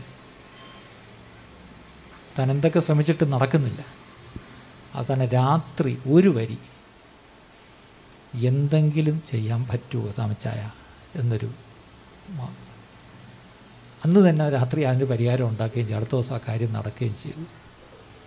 ഒരിക്കലും അതും തനിക്ക് വേണ്ടിയായിരുന്നില്ല, മറ്റൊരാളുടെ കാര്യത്തിനാണ്. താൻ എന്തൊക്കെയോ ശ്രമിച്ച് നോക്കി, ഒന്നും നടന്നില്ല. അവസാനം എന്നോട് ചോദിക്കാനുള്ള മടി കൊണ്ട് മാറ്റി വെച്ചിരുന്നു. അവസാനം ഒരു വലിയൊരു 11 മണിക്ക് ഒരു ചെറിയ മെസ്സേജ്, എന്തെങ്കിലും ഒന്ന് ചെയ്യാൻ പറ്റുമോ സാമച്ചായ? ഞാൻ പറയാം, അനന്ത് ജോസഫേ എന്ന് പറഞ്ഞ് അന്ന് രാത്രി ഞാൻ അതിന് പരിഹാരം ഉണ്ടാക്കി. ഞാൻ എന്നോട് താൻ വെച്ചിരുന്ന ആ ഒരു സ്നേഹവും എന്നിൽ അർപ്പിച്ചിരുന്നൊരു വിശ്വാസവും ഒരു ദൈവദാസൻ എന്നുള്ള നിലയ്ക്ക് എന്നോട് താൻ കാണിച്ചിരുന്ന ആ ഒരു വലിയ ബഹുമാനവും ആദരവും അതും ഓർത്ത് ഞാൻ ദൈവത്തെ സ്തുതിക്കുന്നു. അനുഗ്രഹീതനായ ഒരു ദൈവദാസനാണ്, ദൈവഭൃത്യനാണ്. ദൈവരാജ്യത്തിന് വേണ്ടി പ്രവർത്തിപ്പാൻ ശക്തമായിട്ട് ഉപയോഗിച്ച ഒരു ദൈവദാസൻ. ഞങ്ങളുമായിട്ട് ഒരുമിച്ച് പല സ്ഥലങ്ങളിലും യാത്ര ചെയ്യുവാനും ഒക്കെ പോകുവാൻ ദൈവമിടയാക്കി. ഞാൻ നല്ലപോലെ പൊരുതി വിശ്വാസം കാത്തു എന്ന് പറയുവാൻ 100% അർഹതയുള്ള ഒരു ദൈവഭൃത്യനാണ്. വൈകല്യങ്ങളെ അതിജീവിച്ചുകൊണ്ട് ഞങ്ങൾ പല സ്ഥലത്തും കേരളത്തിൻ്റെ പല ജില്ലകളിലും ഞങ്ങൾക്ക് യാത്ര ചെയ്യുവാൻ ദൈവം അവസരം തന്നു. ലൈഫ് ലക്ഷ്യവുമായിട്ട് ബന്ധപ്പെട്ട വിവിധ പരിപാടികളുമായിട്ട് ബന്ധപ്പെട്ട് ഡ്രഗ്സിനെതിരെയുള്ള ബോധവൽക്കരണ ക്യാമ്പയിനുമായിട്ട് ബന്ധപ്പെട്ടൊക്കെ പോകുമ്പോൾ ഞാൻ തന്നെ അത്ഭുതപ്പെട്ടിട്ടുണ്ട്. ഒരിക്കൽ കൊല്ലത്ത് നടക്കുന്നൊരു പരിപാടിക്ക് ഞങ്ങൾ 2 ദിവസം എൻ്റെ കൂടെ ഉണ്ടായിരുന്നു. അന്നൊരു അദ്ദേഹത്തിൻ്റെ കയ്യിലുള്ള സ്കൂട്ടർ ഓടിച്ചാണ് കൊല്ലം വരെ വന്ന് ഞങ്ങൾ 2 ദിവസവും അവിടെ ക്യാമ്പ് ചെയ്താണ് ഞങ്ങൾ ഒരുമിച്ച് പ്രവർത്തിച്ചത്. പ്രത്യാശയുടെ തീരത്തേക്ക് പോകാം, അല്ലെങ്കിൽ പ്രത്യാശയിലിരിക്കാം എന്ന് പറയാൻ അർഹത പ്രിയപ്പെട്ട സാറിനുണ്ട്. കാരണം സാറ് ചെയ്ത 100% ഡെഡിക്കേഷനായിരുന്നു, സമർപ്പണമായിരുന്നു. ഈ കുടുംബത്തിൻ്റെ ദുഃഖത്തിൽ ഞങ്ങളും പങ്കുചേരുകയാണ്. ദൈവനാമത്തിന് മഹത്വം ഉണ്ടാകട്ടെ. ഈ സമയത്ത് എന്താണ് പറയേണ്ടതെന്ന് ശരിക്കും എനിക്കറിയില്ല. കാരണം വളരെ ഞെട്ടലോടെയാണ് ഇന്നലെ സാംസൻ്റെ മെസ്സേജ് ഞാൻ കേട്ടത്. ശരിക്കും ജോസഫ് ബ്രദർ ഞാൻ വിചാരിച്ചു ഇച്ചിരി കൂടെയൊക്കെ പ്രായമുള്ള ഒരാളാണെന്നുള്ള ഒരു ധാരണയായിരുന്നു എൻ്റെ മനസ്സിലുള്ളത്. അപ്പോൾ ഏതാണ്ടൊക്കെ ഞങ്ങളുടെയൊക്കെ അടുത്ത ഒരു ഏജ് ഗ്രൂപ്പിലുള്ളതാണ് അദ്ദേഹം എന്ന് എനിക്കിപ്പോഴാണ് യഥാർത്ഥത്തിൽ മനസ്സിലാവുന്നത്. എനിക്കൊന്ന് ജൂലൈ ഒരു മെയ് മാസം 1-ാം തീയതി 2015 തോന്നുന്നു, ഞങ്ങൾ ശംഖുമുഖം ബീച്ചിലിരിക്കുമ്പോൾ ഒരു ദിവസം വൈകുന്നേരം ഞങ്ങളൊരു മെയ് ദിന സന്ദേശം സഭയായിട്ട് അവിടെ എല്ലാം വിതരണം ചെയ്ത് വൈകുന്നേരം വെറുതെ അതെല്ലാം പെട്ടെന്ന് വളരെ പെട്ടെന്ന് ആ ലഘുലേഖകളെല്ലാം എല്ലാവരും വാങ്ങി. പിന്നെ പോകാനൊരു കുറച്ച് സമയം നമ്മളവിടെ ഇരിക്കാമെന്ന് വിചാരിച്ചു. ഒരു പാട്ടൊക്കെ പാടിയപ്പോൾ കുറേ ആൾക്കാരങ്ങ് പെട്ടെന്ന് ചുറ്റും കൂടി. ചുറ്റും കൂടിയപ്പോഴത്തേക്ക് സാംശയം പെട്ടെന്ന് എന്തോ ഒരു ചെറിയ വാക്ക് അവരോട് പറഞ്ഞു, അവിടെ കൂടിയവരോട് പറഞ്ഞു. അപ്പോൾ സാംശയം അവിടെ തിരമാലയുടെ സൗണ്ടും സാംചൻ്റെ സൗണ്ടും അറിയാമല്ലോ, ശബ്ദം ഇച്ചിരി കുറവായിരുന്നു. അതുകൊണ്ട് ഉടനെ എൻ്റെ അടുത്ത് എന്തോ പറയാൻ പറഞ്ഞു. എനിക്കും ഒന്നും കാര്യമായിട്ടൊന്നും പറയാൻ പറ്റിയില്ല. അപ്പോഴാണ് ജോസഫ് ബ്രദർ അവിടെ ഇരിക്കുന്നുണ്ടായിരുന്നു. അദ്ദേഹത്തോട് 2 വാക്ക് പറയാൻ പറഞ്ഞപ്പോഴത്തേക്ക് അദ്ദേഹത്തിൻ്റെ ആ ഒരു ശൈലിയിൽ വളരെ കാര്യമായി യേശു ആരാണെന്നും യേശു നമുക്ക് വേണ്ടി എന്ത് ചെയ്തുവെന്നും നിങ്ങളെങ്ങനെയാണ് യേശുവിന് വേണ്ടി ജീവൻ സമർപ്പിക്കേണ്ടതെന്നും വ്യക്തമായി വളരെ ഉച്ചത്തിൽ അദ്ദേഹം പറഞ്ഞത്. അതൊരു എനിക്ക് തോന്നുന്നു ജീവിതത്തിൽ ഇദ്ദേഹത്തിൻ്റെ ജീവിതത്തിൽ വളരെയധികം നിർണായകമായ പല സ്വാധീനവും പല വ്യക്തികളും ചെലുത്തിയിട്ടുണ്ട്. പല സാഹചര്യങ്ങളിലൂടെ അദ്ദേഹം കടന്നു പോയിട്ടുണ്ട്. പക്ഷേ ഒരു അവസാനം എന്നുള്ള നിലയിൽ ഒരു തുടക്കം ആ ദിവസം തുടങ്ങി. അദ്ദേഹത്തിൻ്റെ ജീവിതത്തിൽ വളരെയധികം ഒരു ഓട്ടം തന്നെ ആയിരുന്നുവെന്ന് എനിക്ക് മനസ്സിലായിട്ടുണ്ട്. കഴിഞ്ഞ 2 ആഴ്ചയ്ക്ക് മുമ്പും ഞാൻ ഇച്ചിരി വയ്യാണ്ട് കിടന്നപ്പോൾ അദ്ദേഹം വിളിച്ചിട്ട് പറഞ്ഞു, എൻ്റെ സ്കൂളിലേക്ക് ഒരു TV കൊണ്ടുപോകേണ്ട ഒരു ആവശ്യമുണ്ടായിരുന്നു. ഞാൻ ജസ്റ്റ് വെറുതെ കാഷ്വലായിട്ട് പറഞ്ഞാണ്. അപ്പോഴത്തേക്ക് പറഞ്ഞു, അതിനെന്താ, എൻ്റെ കാറിൽ ഞാൻ കൊണ്ടുപോകാം. അദ്ദേഹം, ഞാൻ ഇന്ന് ഇങ്ങോട്ട് കാറിൽ വന്നപ്പോൾ ആലോചിച്ചൊരു കാര്യമാണ്, സ്വർഗത്തിൽ ഇപ്പോൾ എന്തായിരിക്കും അവസ്ഥ. അദ്ദേഹത്തെ എന്താണ് മത്തായിയിൽ പറയുന്ന പോലെ, എനിക്ക് വിശന്നു, എനിക്ക് ദാഹിച്ചു, എനിക്ക് നീ ചെയ്തത് ഈ എളിയവരോട് ചെയ്തതെല്ലാം നീ എനിക്ക് ചെയ്തുവെന്ന് അദ്ദേഹത്തെ നോക്കി കർത്താവ് പറയുന്ന ഒരു സമയമായിരിക്കും ഇത്. പക്ഷേ അവർ രണ്ടുപേരും കൂടെ ചേർന്ന് ഈ ഭൂമിയിലേക്ക് നോക്കുമ്പോൾ എനിക്ക് തോന്നുന്നു അവർ പ്രതീക്ഷയോടെ നോക്കുന്ന ഒരു കാര്യം കൂടെ ഉണ്ട്. ഇദ്ദേഹം എപ്പോഴും നമ്മളോട് പറയുന്ന ഒരു വാക്കുണ്ട്, വരിക വരിക വരിക, നമുക്ക് പോകാം, നമുക്ക് ഇന്ന സ്ഥലത്തേക്ക് പോകാം, ഇന്ന കാര്യം ചെയ്യാം. വളരെ ഉത്സാഹത്തോടെ അദ്ദേഹം, എന്തിനാണ് ഈ ധൃതി എന്ന് ഞാൻ പലപ്പോഴും ചിന്തിച്ചിട്ടുണ്ട്. ഇത്രയും ധൃതിയോടെ, അല്ലെങ്കിൽ എന്തിനാണ് ഇത്രയും ഇങ്ങനെയൊക്കെ ആവശ്യമുണ്ടോ? ജോലി ചെയ്യുന്നതിനിടയ്ക്ക് എവിടുന്ന് ഇത്രയും സമയം കിട്ടുന്നത് എന്നൊക്കെ ഞാൻ ചിന്തിച്ചിട്ടുണ്ട്. എനിക്ക് തോന്നുന്നു ഇനി ആരാണ് ഇങ്ങനെ വരിക എന്ന് ഇത്രയും പാഷനോടെ നമ്മളെയൊക്കെ വിളിച്ചു കൂട്ടുന്നത്, അങ്ങനെയുള്ള മനസ്സുള്ള എത്ര പേരുണ്ടെന്ന് ഞാൻ ചിന്തിക്കുകയാണ്. ദൈവം നമ്മളെ ഓരോരുത്തരെ അതിന് സഹായിക്കട്ടെ. പ്രത്യേകിച്ച് കുടുംബമായിരുന്നു അദ്ദേഹത്തിൻ്റെ എല്ലാം. അമ്മയും സഹോദരങ്ങളും ഒക്കെ വളരെയധികം സ്നേഹമായിരുന്നു ആ കുടുംബത്തിൻ്റെ അന്തരീക്ഷം. ദൈവം ഈ കുടുംബത്തെ സഹായിക്കട്ടെ. അവരോട് അദ്ദേഹം ചെയ്ത ശുശ്രൂഷ തുടർന്നും ചെയ്യേണ്ട ആവശ്യം തീർച്ചയായിട്ടും ദൈവസഭയ്ക്കുണ്ട്. അത് അതൊക്കെ ആയിരിക്കും കർത്താവ് മുകളിൽ നിന്ന് നമ്മളെക്കുറിച്ച് നോക്കുന്നത്. ദൈവം എല്ലാവരെയും സഹായിക്കട്ടെ. പ്രത്യേകിച്ച് കുടുംബത്തെ ആശ്വസിപ്പിക്കട്ടെ. ദൈവനാമം സകലത്തിലും മഹത്വം കൊടുക്കട്ടെ. ഇവിടെ കേൾക്കുമ്പോൾ ജോസഫ് ബ്രദറിനെ പറ്റി എന്ത് പറയണമെന്ന് എനിക്കറിയില്ല. ജോസഫ് ബ്രദർ നമ്മളെ വിട്ടുപോയി എന്നുള്ളത് വിശ്വസിക്കാൻ എനിക്ക് പറ്റുന്നില്ല. ഞാൻ ഇന്നലെ ആശുപത്രിയിൽ കണ്ടപ്പം ജോസഫ് കിടന്നുറങ്ങുക, ശരിക്കും അതുപോലെ കിടക്കുന്ന ഒരു ജോസഫ്. ബ്രദറുമായിട്ട് ഞാൻ പ്രത്യേകിച്ച് ഔട്ട്റീച്ചുമായിട്ട് ബന്ധപ്പെട്ട് കുറേ കാര്യങ്ങളിൽ ഒന്നിച്ച് സഹകരിക്കാൻ എനിക്ക് ദൈവം അവസരം തന്നു. ആ ജോസഫിൻ്റെ പാഷൻ, നശിച്ചു പോകുന്ന ആത്മാക്കളെക്കുറിച്ചുള്ള ജോസഫിൻ്റെ ഒരു പാഷനുണ്ടല്ലോ, അത് ശരിക്ക് എന്നെ വല്ലാതെ സ്വാധീനിച്ചിട്ടുണ്ട്. ഇത്രയും പരിമിതികളുള്ള ജോസഫ് ഓടി നടക്കുന്നത് കണ്ടു കഴിഞ്ഞാൽ ഞാനൊക്കെ ലജ്ജിച്ചു പോയിട്ടുണ്ട്. നമ്മൾ ഇത്രയും ആരോഗ്യമായിട്ട് ദൈവം നിർത്തിയിട്ട് ജോസഫ് ചെയ്തതിൻ്റെ ഒരു 100-1 പോലും ചെയ്യാൻ കഴിഞ്ഞിട്ടില്ല എന്നുള്ള ഒരു ഭയങ്കര കുറ്റബോധം ജോസഫിനെ കാണുമ്പോഴൊക്കെ ഉണ്ടാകാറുണ്ട്. ഇവിടുത്തെ ജോലി 50 വയസ്സും കൊണ്ട് ജോസഫ് ഓടി തീർത്തു. ദൈവം വീട്ടുകാർക്കൊക്കെ ആശ്വാസം കൊടുക്കട്ടെ എന്ന് പറഞ്ഞ് ഞാൻ നിർത്തുന്നു. ഓട്ടമോടി എന്ന് പറയുന്നത് തികച്ചും അർത്ഥവത്തായി ഓട്ടം തന്നെയായിരുന്നു. നമുക്ക് പലരും നടക്കുന്നോ എന്ന് തന്നെ സംശയമാണ്. പക്ഷേ ജോസഫാണ് യഥാർത്ഥത്തിൽ ഓട്ടമോടി എന്നുള്ള ആ ഒരു വാക്കിന് തീർച്ചയായും അർത്ഥം നൽകിയത്. ഓട്ടമോടി 50 വയസ്സിൽ ജോസഫ് ബ്രദർ നമുക്ക് മുമ്പിൽ വെച്ചിരിക്കുന്ന ഈ മാതൃക നമുക്കെല്ലാവർക്കും ഒരു മാതൃകയാണ് എന്ന് ഞാൻ പൂർണ്ണമായിട്ട് വിശ്വസിക്കുന്നു. ഫെലോഷിപ്പിനെ സംബന്ധിച്ചോളം അരിപ്പയിലെ സഹോദരന്മാരെല്ലാം വന്നു. എല്ലാവർക്കും അവരുടെ ഒരു കുടുംബാംഗം നഷ്ടപ്പെട്ടതുപോലെയുള്ള സങ്കടമാണ്.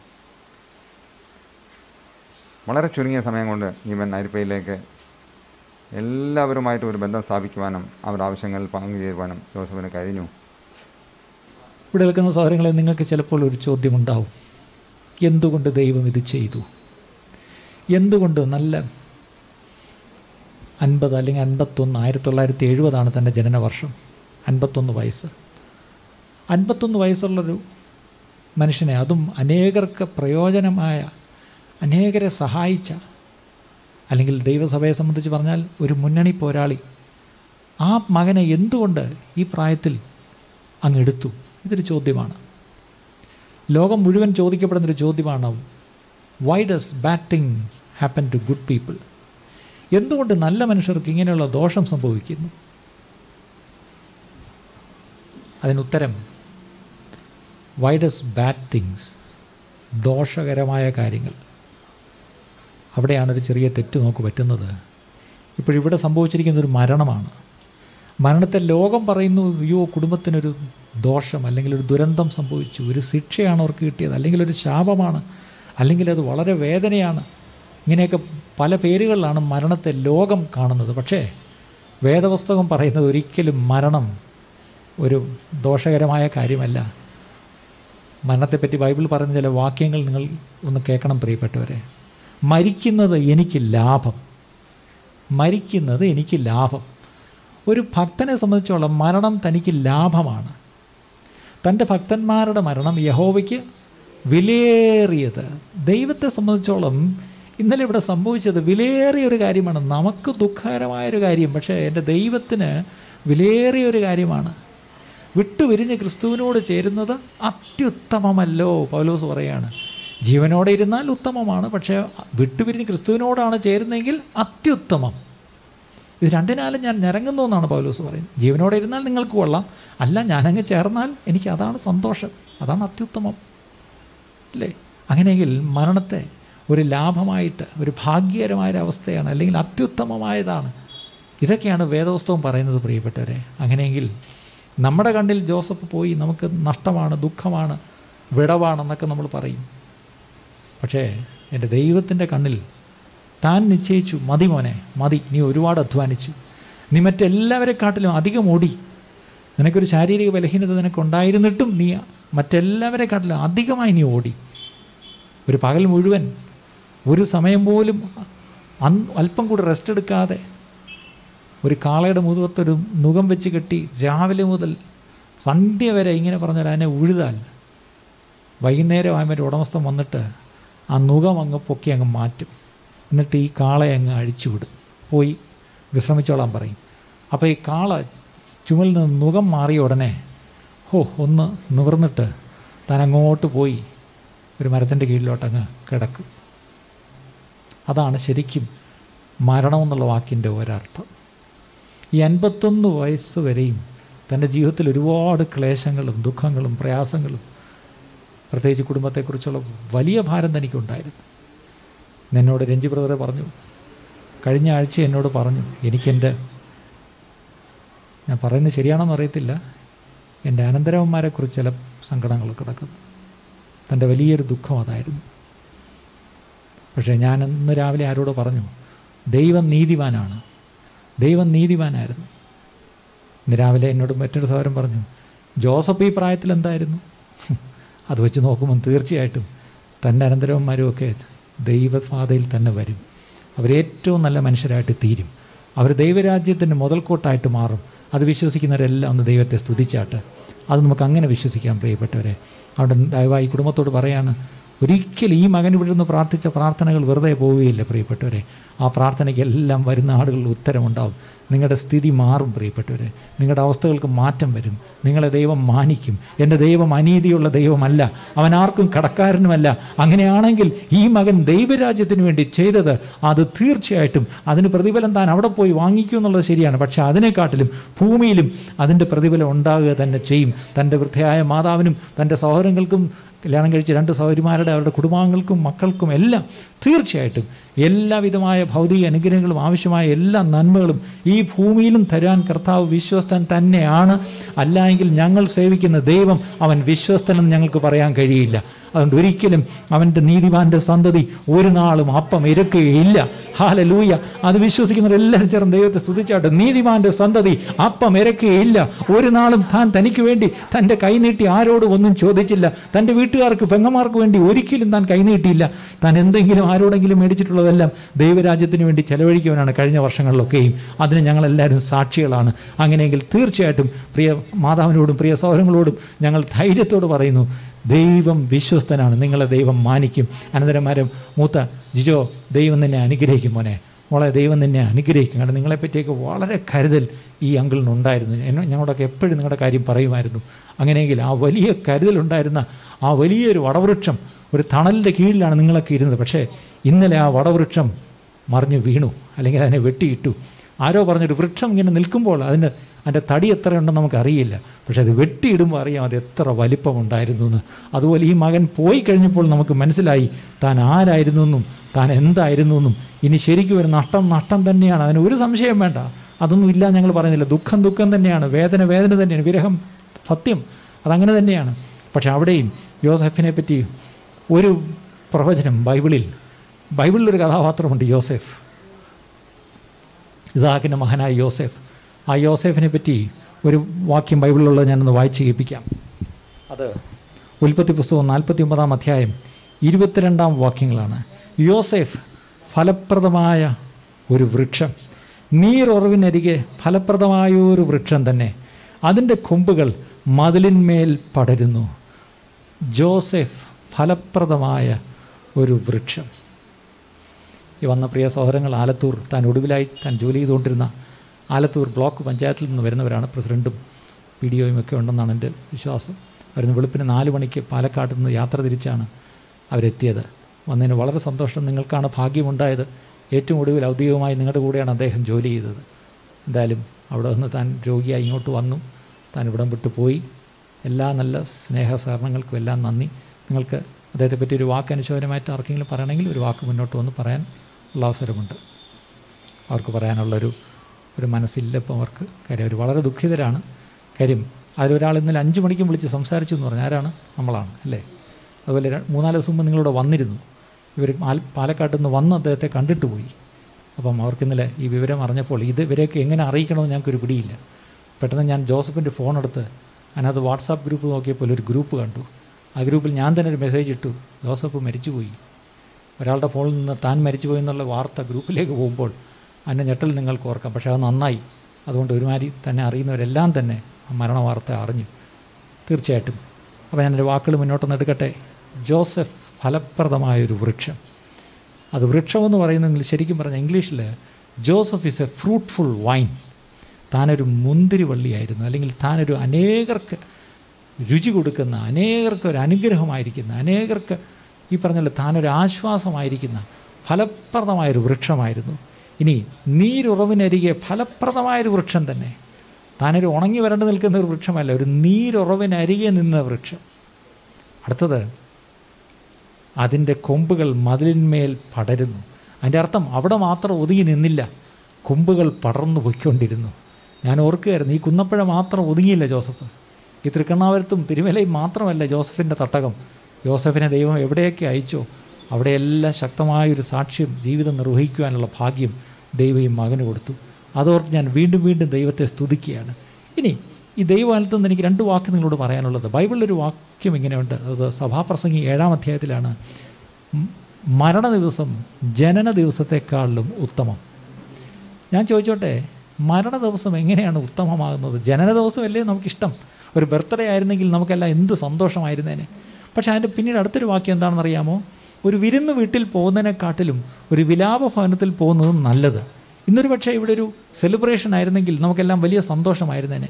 പക്ഷേ ഇന്നിവിടെ സെലിബ്രേഷൻ അല്ല, ഇന്നൊരു ദുഃഖഭവനമാണ്, ഒരു വിലാപഭവനമാണ്. ഇവിടെ എല്ലാവരും കണ്ണീരും കൈയോടൊക്കെ ഇരിക്കുന്നു, ശരിയാണ്. പക്ഷേ എന്തുകൊണ്ടാണ് ഇവിടെ ഇങ്ങനെ വരുന്നത്?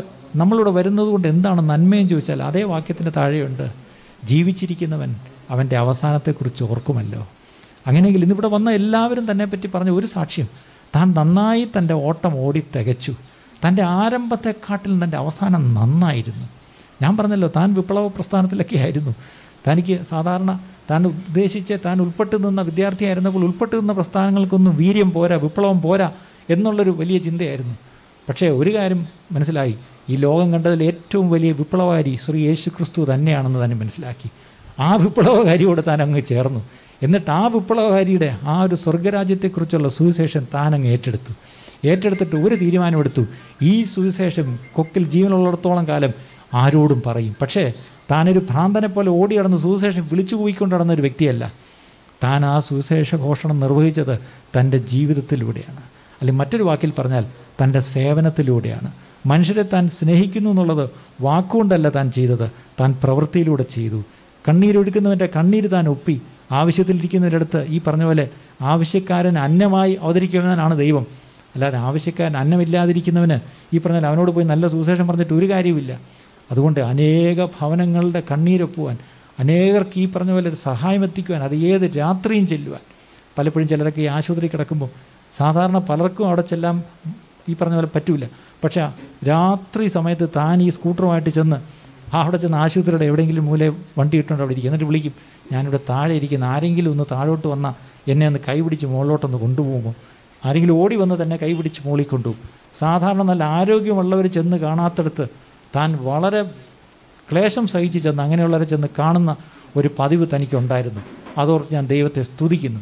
അപ്പോൾ ഞാൻ ഈ പറഞ്ഞു വന്നത്, താൻ മരിച്ചു, തന്നെ ഈ പറഞ്ഞ 51 വർഷം ചുമന്നുകൊണ്ട് കിടന്നൊരു ശരീരം മാത്രമാണ് ഇവിടെ ഇപ്പോൾ ഈ കിടക്കുന്നത്.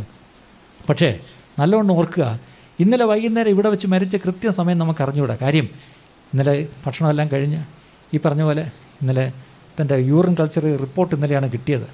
ആ റിപ്പോർട്ട് എനിക്ക് അയച്ചു തന്നു ഉച്ചയ്ക്ക്. ഞാൻ നമ്മുടെ ഡോക്ടർ ടീനയ്ക്ക് ആ റിപ്പോർട്ട് അയച്ചു കൊടുത്തു.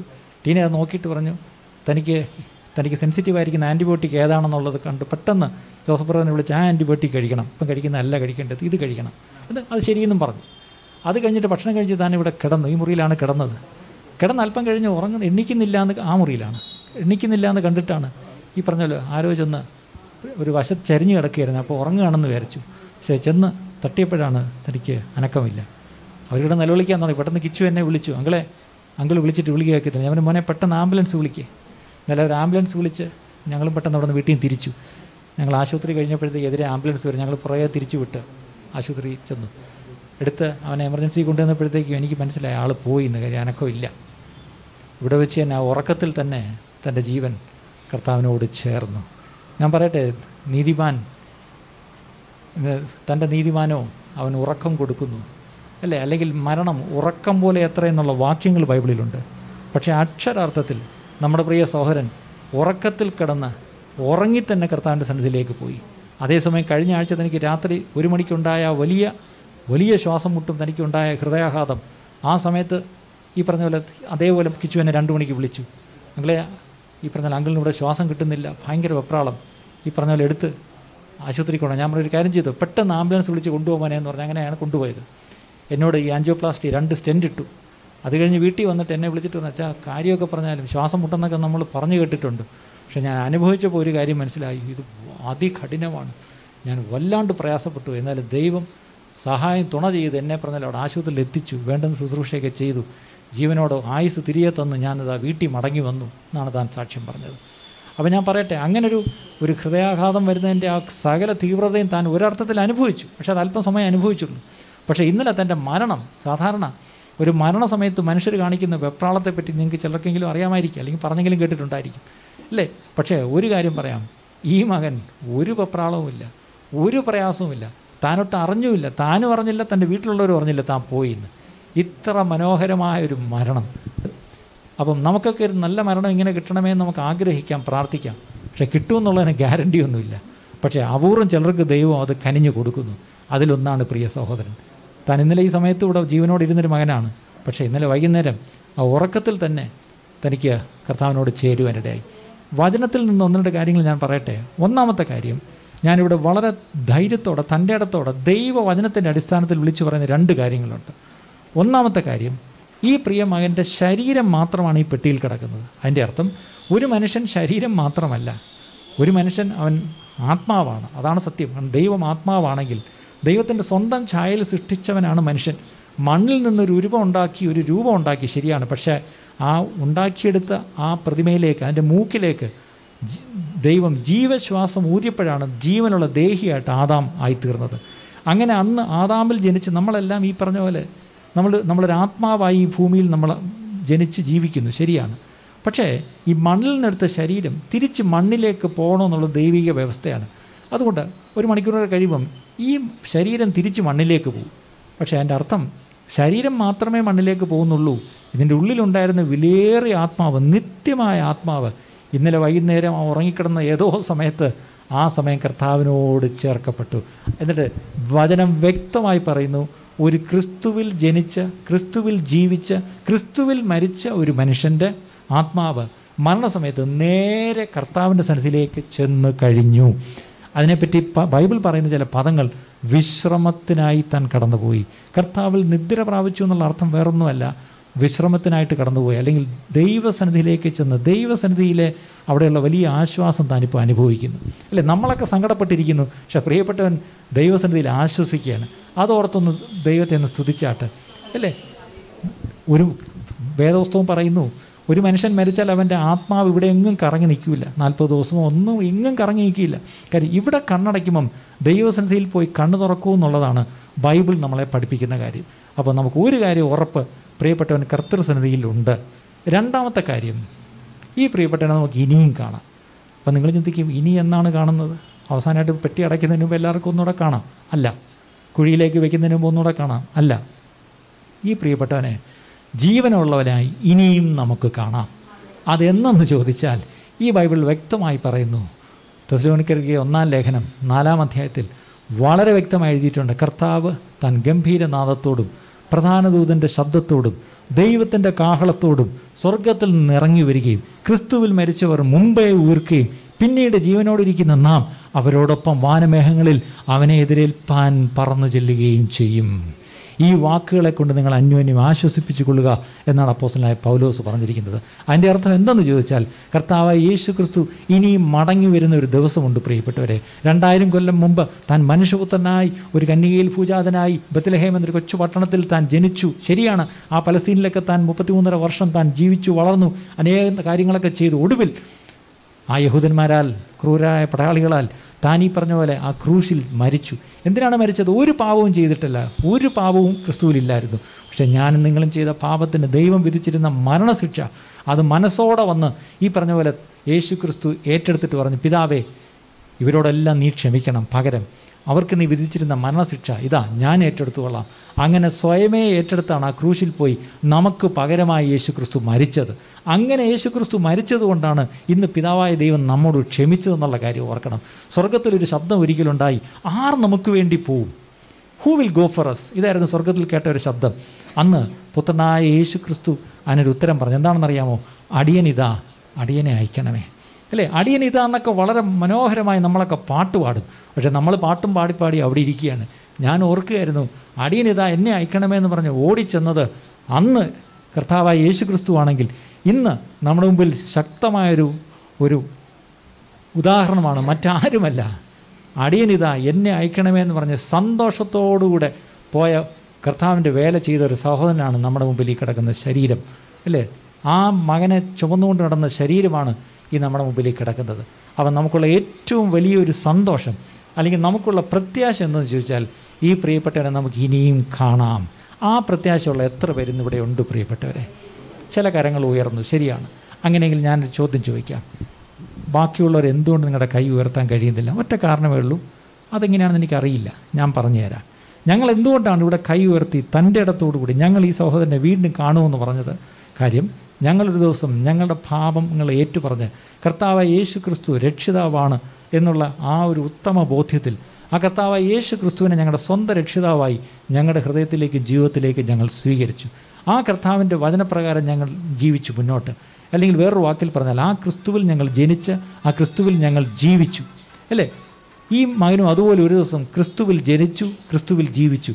ഇന്നലെ വൈകുന്നേരം താൻ ക്രിസ്തുവിൽ നിദ്ര പ്രാപിച്ചു. അതിൻ്റെ അർത്ഥം ക്രിസ്തുവിൽ മരിക്കുന്ന വ്രതന്മാരാണ് ഭാഗ്യവാന്മാർ.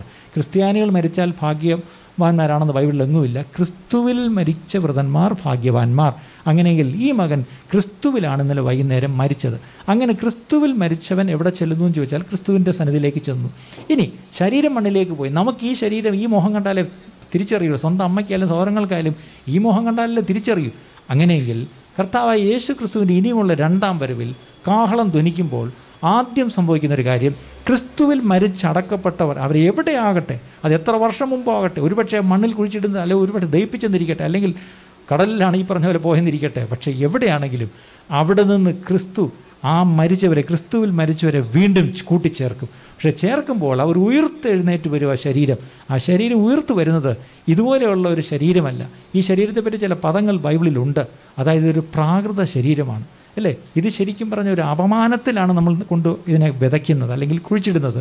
പക്ഷേ നമുക്കറിയാം, ഒരു വിത്ത് കൊണ്ട് നമ്മൾ ഈ പറഞ്ഞ മണ്ണിൽ കുഴിച്ചിടുമ്പോൾ ആ വിത്ത് അഴുകി അങ്ങ് ഇല്ലാതെ പോവും, പക്ഷേ അത് പൊട്ടിമുളച്ചൊരു പുതിയ ജീവൻ വരും. അതുപോലെ ഇത് മണ്ണിലേക്ക് വെക്കുമ്പോൾ അത് മണ്ണിലേക്ക് ഇതങ്ങ് അഴിഞ്ഞ് ചേരും, പക്ഷേ ഒരു പുതു മുള പൊട്ടി വരുന്നത് പോലെ ക്രിസ്തുവിൻ്റെ വരവിൽ ഈ പ്രിയപ്പെട്ടവൻ തേജസ്കരിക്കപ്പെട്ട ശരീരത്തോടെ ഉയർത്തെഴുന്നേറ്റ് വരും.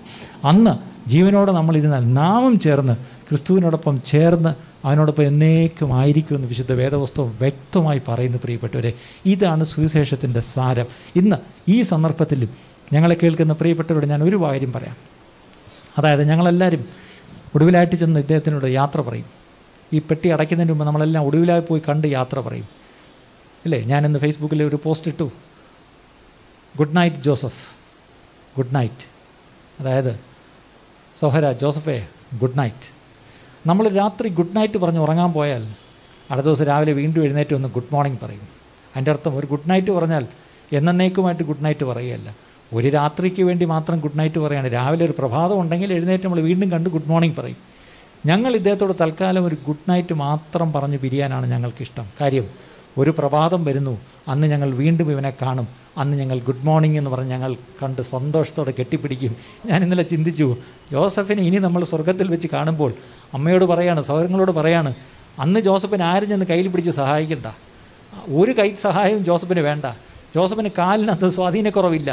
ജോസഫ് നല്ല മാൻപേട കൊത്ത കാലോടുകൂടി ഓടി നടന്ന് ആയിരിക്കും അവൻ ആ ദൈവത്തെ സ്തുതിക്കുന്നത്. അത് വിശ്വസിക്കുന്നവരെല്ലാവരും ദൈവത്തെ സ്തുതിച്ചാട്ടെ. ഈ സ്വന്തം അമ്മയും ഈ സഹോദരങ്ങളും, നിങ്ങൾ ഈ മകൻ്റെ ഈ മുടന്തിയുള്ള നടപ്പല്ലേ നിങ്ങൾ കണ്ടിട്ടുള്ളൂ, പക്ഷേ സ്വർഗത്തിൽ ജോസഫിനെ കാണുമ്പോൾ അവന് മുടന്തില്ല, അവന് ശരീരത്തിൽ ഒരു ക്ലേശവുമില്ല, ഒരു രോഗവുമില്ല, ഒരു വേദനയില്ല, ഒരു ന്യൂനതയില്ല, കണ്ണട വേണ്ട, വെപ്പുവല്ല് വേണ്ട, മുടിടയ്യേണ്ട, ഒന്നും വേണ്ട. കാര്യം, തേജസ്കരിക്കപ്പെട്ട ശരീരമാണ് നമുക്ക് ദൈവം തരുന്നത്. പ്രിയപ്പെട്ടവരെ, അങ്ങനെയെങ്കിൽ ഇതിനു മുമ്പ് ക്രിസ്തുവിൽ മരിച്ച പ്രിയപ്പെട്ടവരെ നിങ്ങളുടെ കുടുംബങ്ങളിലൊക്കെ ഉണ്ടല്ലോ. ചില നാളുകൾക്ക് മുമ്പ് പ്രിയ സരസ്വതി ആൻറ്റിയെ നമ്മൾ അടക്കിയത് ഓർക്കുന്നുണ്ട്, അല്ലേ?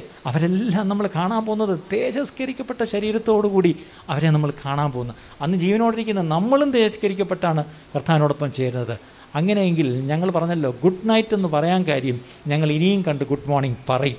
പക്ഷേ എന്നെ കേൾക്കുന്ന ആരെങ്കിലും ഇനിയും തന്നെ കാണത്തില്ല, നിങ്ങളീ പറയുന്ന ഇതൊന്നും ഞങ്ങൾക്ക് മനസ്സിലാവുന്നില്ല, ഞങ്ങൾക്കിത് അറിഞ്ഞൂടെ, ഞങ്ങളൊക്കെ ആ ഒരു ഇതെന്താ പറഞ്ഞാൽ ആ ഒരു രീതിയിൽപ്പെട്ടവരല്ല എന്ന് ആരെങ്കിലും ചിന്തിക്കുന്നെങ്കിൽ ഞാൻ നിങ്ങളോട് പറയട്ടെ, ഒരു വഴിയെ പിന്നെ നിങ്ങളുടെ ഭാഗത്ത് ശേഷിക്കുന്നുള്ളൂ. നിങ്ങൾ തൽക്കാലം ഒരു ഗുഡ് ബൈ പറഞ്ഞിട്ട് പൊയ്ക്കോളുക. പക്ഷേ അത് തൽക്കാലമല്ല. ഗുഡ് ബൈ പറഞ്ഞാൽ ഇനി കാണുന്നുള്ള ഗ്യാരണ്ടി ഇല്ല, അല്ലെങ്കിൽ ഉറപ്പില്ല. അപ്പോൾ ഞാൻ നിങ്ങൾക്കൊരു ചോയ്സ് തരാം. ഇവിടെ വന്നിരിക്കുന്നവർക്ക്, നിങ്ങൾക്കൊടുവിലായി ഈ മകനോട് ഇപ്പോൾ യാത്ര പറയുമ്പോൾ നിങ്ങൾക്കൊരു ഗുഡ് നൈറ്റ് പറഞ്ഞ് താൽക്കാലികമായി യാത്ര വരാനാണോ താല്പര്യം, അതോ ഇനി ഒരിക്കലും കാണില്ല എന്നുള്ള നല്ല ഉറപ്പുണ്ടെങ്കിൽ ഒരു ഗുഡ് ബൈ പറഞ്ഞിട്ട് പൊയ്ക്കോളുക. ഒരു കണക്ക് ഞങ്ങൾക്ക് ആർക്കുമില്ല. പക്ഷേ ഞങ്ങളൊരിക്കലും ഒരു ഗുഡ് ബൈ പറയുകയില്ല. കാര്യം, ഞങ്ങൾ ഒരു ഗുഡ് നൈറ്റാണ് പറയുന്നത്. ഞങ്ങളുടെ ആഗ്രഹം, രണ്ട് കൈയും കൂപ്പി ഇവിടെ വന്നിരിക്കുന്ന എല്ലാവരോടും, ഞങ്ങളെ ഓൺലൈനിൽ കേൾക്കുന്നവരോടും, തൻ്റെ കൂടെ ജോലി ചെയ്യുന്നവരോടും, തൻ്റെ സ്നേഹിതർ, സുഹൃത്തുക്കൾ, അയൽക്കാർ അനേകരുണ്ടല്ലോ, അവരോടെല്ലാം ഞങ്ങൾ രണ്ട് കൈയും കൂപ്പിക്കൊണ്ട് പറയുന്നു, നിങ്ങളും ഒരു ഗുഡ് നൈറ്റ് പറയുവാൻ ദൈവം നിങ്ങൾക്ക് സഹായിക്കട്ടെ, നിങ്ങൾക്ക് അതിനിടയാകട്ടെ എന്ന് ഞങ്ങൾ ആത്മാർത്ഥമായിട്ട് പ്രാർത്ഥിക്കുന്നു. അതിനൊറ്റ വഴിയുള്ളൂ. പക്ഷേ നിങ്ങൾ ചോദിക്കും, അതിന് സാറേ എന്താണ് ഞങ്ങൾ ചെയ്യേണ്ടത്? ഒന്നും ചെയ്യേണ്ട, മറ്റൊരു മതവും മാറണ്ട, ഈ പറഞ്ഞ പോലെ അതിനുവേണ്ടി നമ്മളൊരു പുണ്യസ്ഥലത്തും ഇനി പോകണ്ട, അതിനുവേണ്ടി ഇനി ഒരു നേർച്ച കാഴ്ചകൾ നമ്മൾ കഴിക്കണ്ട. നമ്മൾ ചെയ്യേണ്ട ഒരേ ഒരു കാര്യം, കർത്താവായ യേശു ക്രിസ്തു 2000 കൊല്ലം മുമ്പ് നമ്മുടെ പാപങ്ങൾക്ക് വേണ്ടി നമ്മുടെ സ്ഥാനത്ത് മരിച്ചു.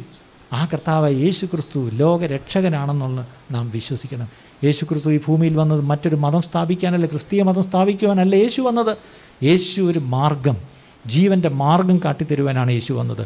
പിതാവിലേക്കുള്ള വഴി കാണിച്ചു തരാമെന്ന് യേശു ഒരിക്കലും പറഞ്ഞില്ല, ഞാൻ തന്നെയാണ് വഴി എന്നാണ്. മറ്റ് അനേക ഗുരുക്കന്മാർ ഈ ഭൂമിയിൽ അവതരിച്ചിട്ടുണ്ട്. അവരൊക്കെ പറഞ്ഞു, ഞങ്ങൾ മോക്ഷത്തിലേക്കുള്ളൊരു വഴി കാണിച്ചു തരാമെന്നൊക്കെ പറഞ്ഞു. പക്ഷേ യേശു പറഞ്ഞു, എനിക്ക് വഴി കാണിച്ചു തരാനൊന്നും കഴിയില്ല, ഞാനാകുന്നു വഴി, എന്നിലൂടെ നിങ്ങൾക്ക് വരാം. അങ്ങനെയെങ്കിൽ ആ യേശു രക്ഷകനെന്ന് ഞങ്ങൾ വിശ്വസിച്ചു. ഈ പ്രിയ സഹോദരൻ വിശ്വസിച്ചു. ആ യേശുവിൽ വിശ്വസിച്ച നാൾ മുതൽ താൻ യേശുവിനോടുള്ള ആ വലിയ സ്നേഹം താൻ പ്രകടിപ്പിച്ചത്, ആ യേശുവിനെ സേവിച്ചു. എങ്ങനെ സേവിച്ചു? അനേകരുടെ കണ്ണുനീരൊപ്പിക്കൊണ്ട്, അനേക പാവപ്പെട്ട കഷ്ടപ്പെടുന്നവരുടെ കൂടെ ചേർന്നുകൊണ്ട്, അവരോടൊപ്പം അതിലൊരാളായി ചേർന്നുകൊണ്ട് താൻ തൻ്റെ ആ സുവിശേഷ സാക്ഷ്യം താൻ നിർവഹിച്ചു. അതോർത്ത് ഞാൻ ദൈവത്തെ സ്തുതിക്കുന്നു. ഈ ധീര പോരാളിക്ക് മുമ്പിൽ, ഈ മുന്നണി പടയാളിക്ക് മുമ്പിൽ, ഈ ദൈവരാജ്യത്തിൻ്റെ സുരക്ഷാ പടൻ്റെ മുമ്പിൽ ഞാൻ സല്യൂട്ട് ചെയ്യുന്നു. ഞാൻ നേരത്തെ പറഞ്ഞല്ലോ, ഭൂമിയിലെ ഏറ്റവും ജ്ഞാനിയായ മനുഷ്യൻ ആരാണെന്നറിയാമോ?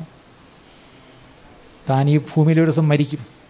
പക്ഷേ മരിച്ചു കഴിഞ്ഞിട്ട് എവിടെയായിരിക്കും നിത്യത ചെലവഴിക്കുന്നതെന്നുള്ള തീരുമാനം ഈ ഭൂമിയിൽ വെച്ച്, ഈ ശരീരത്തിലിരിക്കുമ്പോൾ, നല്ല സുബോധത്തോടെ ഇരിക്കുമ്പോൾ ആ തീരുമാനം എടുക്കുന്നവനാണ് ബുദ്ധിമാൻ.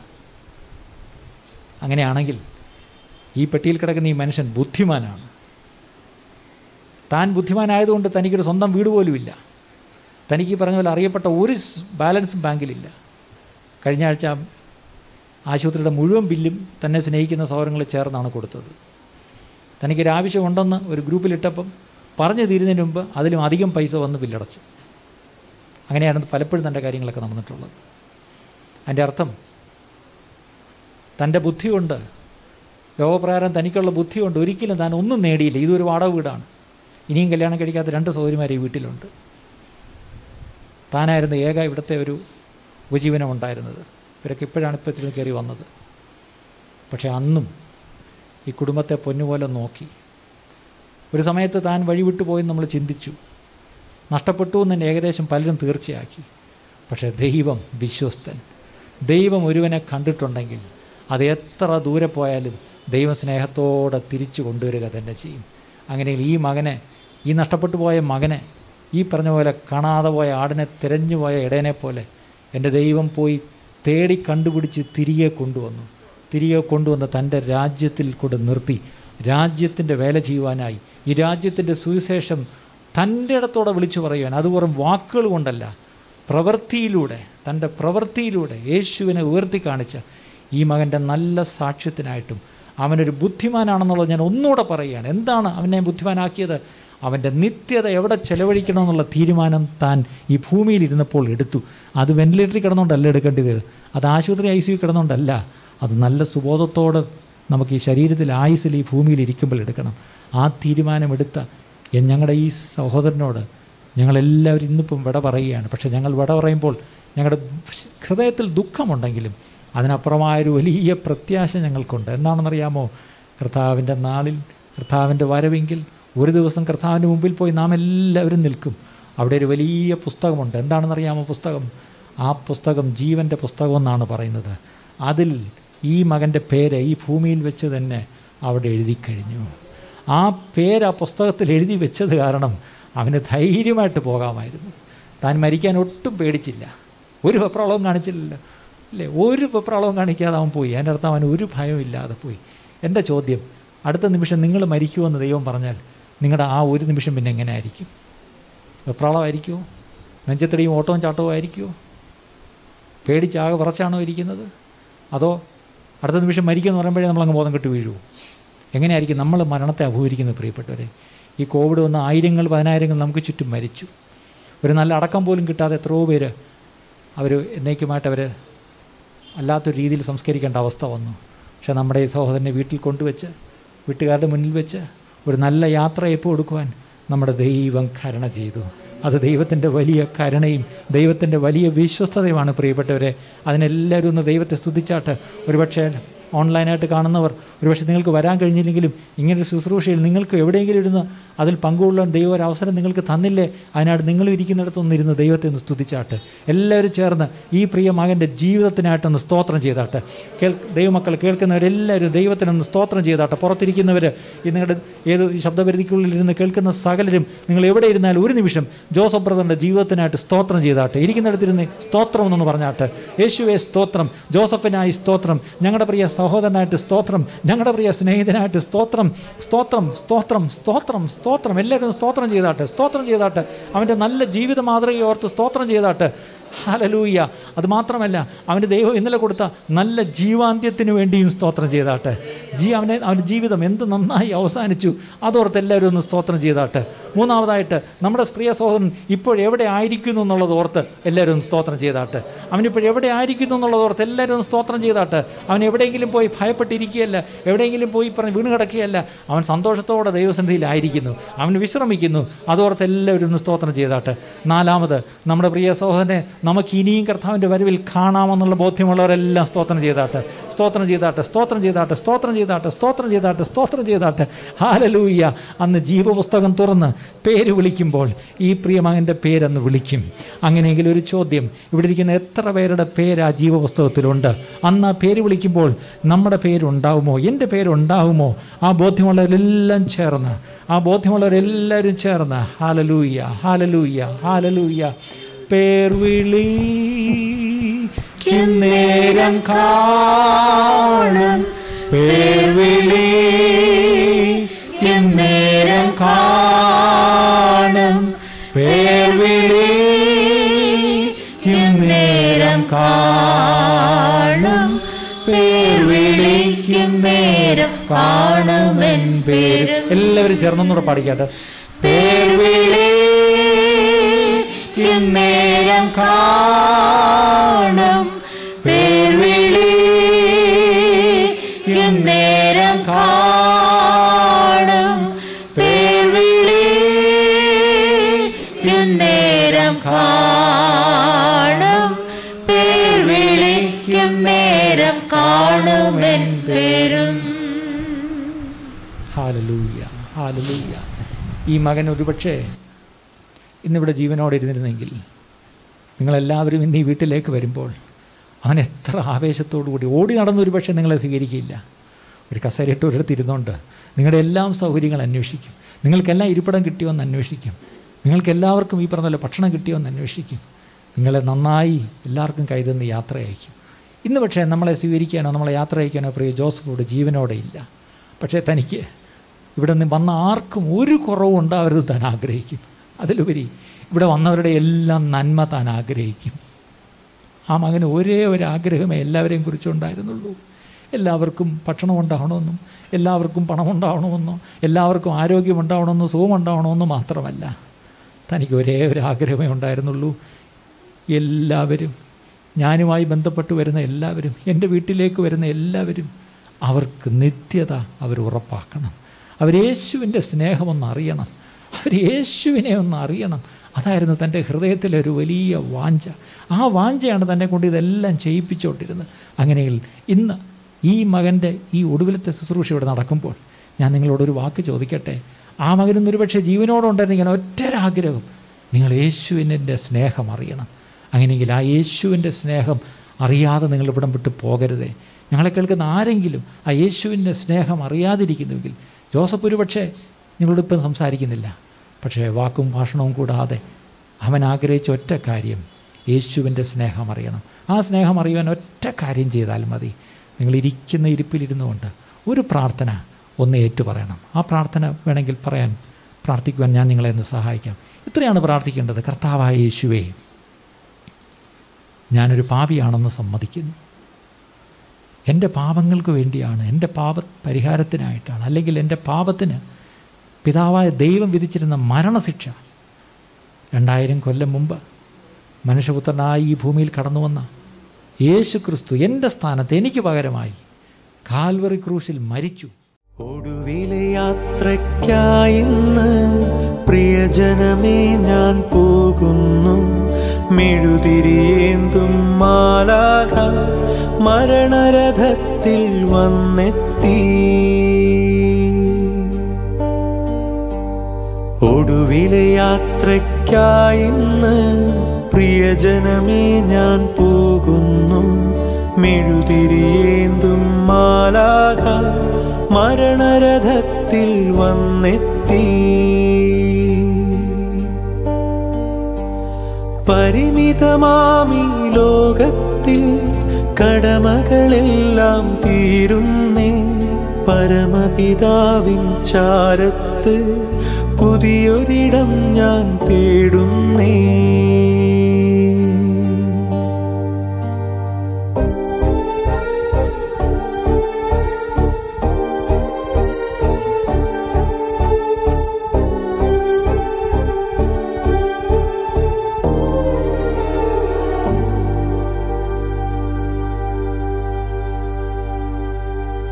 നെറുകയിലൊടുവിൽ മുത്തുമ്പോൾ കരയരുതേ, നീ പിടയരുതേ.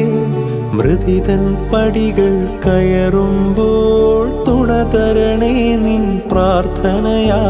സ്മൃതികളിൽ എന്നെ ചേർക്കേണേ ഒരു പിടി മണ്ണിൽ പൊതിയുമ്പോൾ. ഒടുവിലെ യാത്രയ്ക്കായിന്ന് പ്രിയജനമേ ഞാൻ പോകുന്നു. മെഴുതിരിയേന്തും മാലാഖ മരണരഥത്തിൽ വന്നെത്തി. സ്നേഹം തന്നോരൻ പ്രിയരെ ദേഹം വെടിയും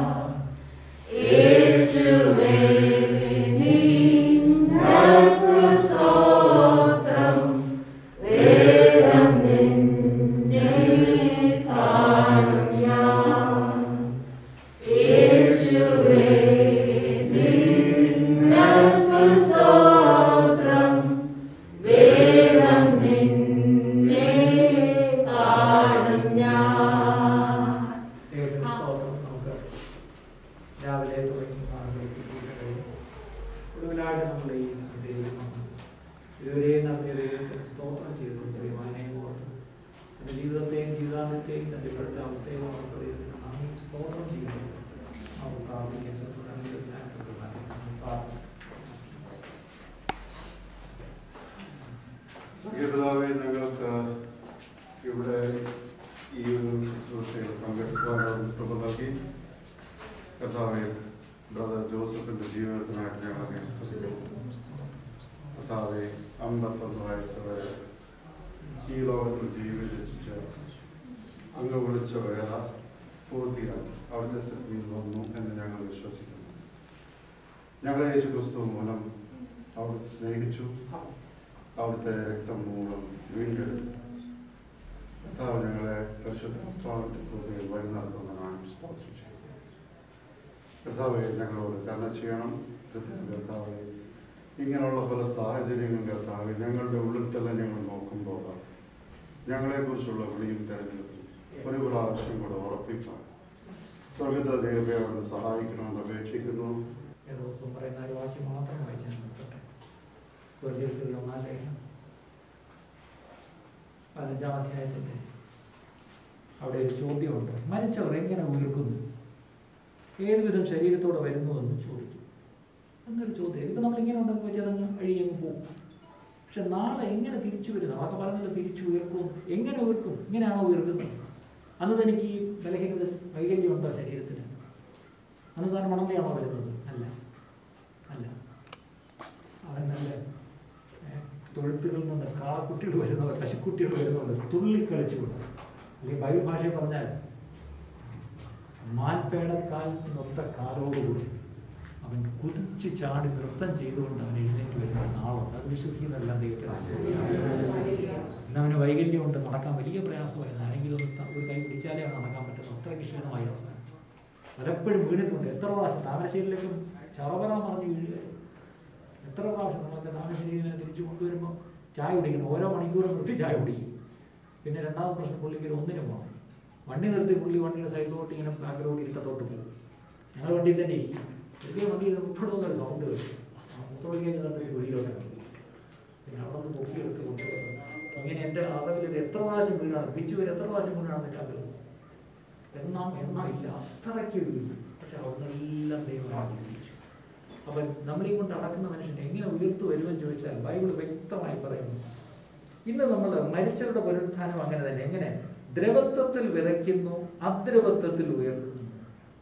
ഇതൊരു പെരിഷബിൾ ബോഡി ആണെങ്കിൽ നമ്മൾ ദ്രവിച്ചു പോകും ഈ ബോഡി. പക്ഷേ ഉയർത്തു വരുന്നത് അദ്രവത്വത്തിലാണ്. അടുത്തത്, അപമാനത്തിൽ വിതയ്ക്കപ്പെടുന്നു, തേജസ്സിൽ ഉയർത്തുന്നു.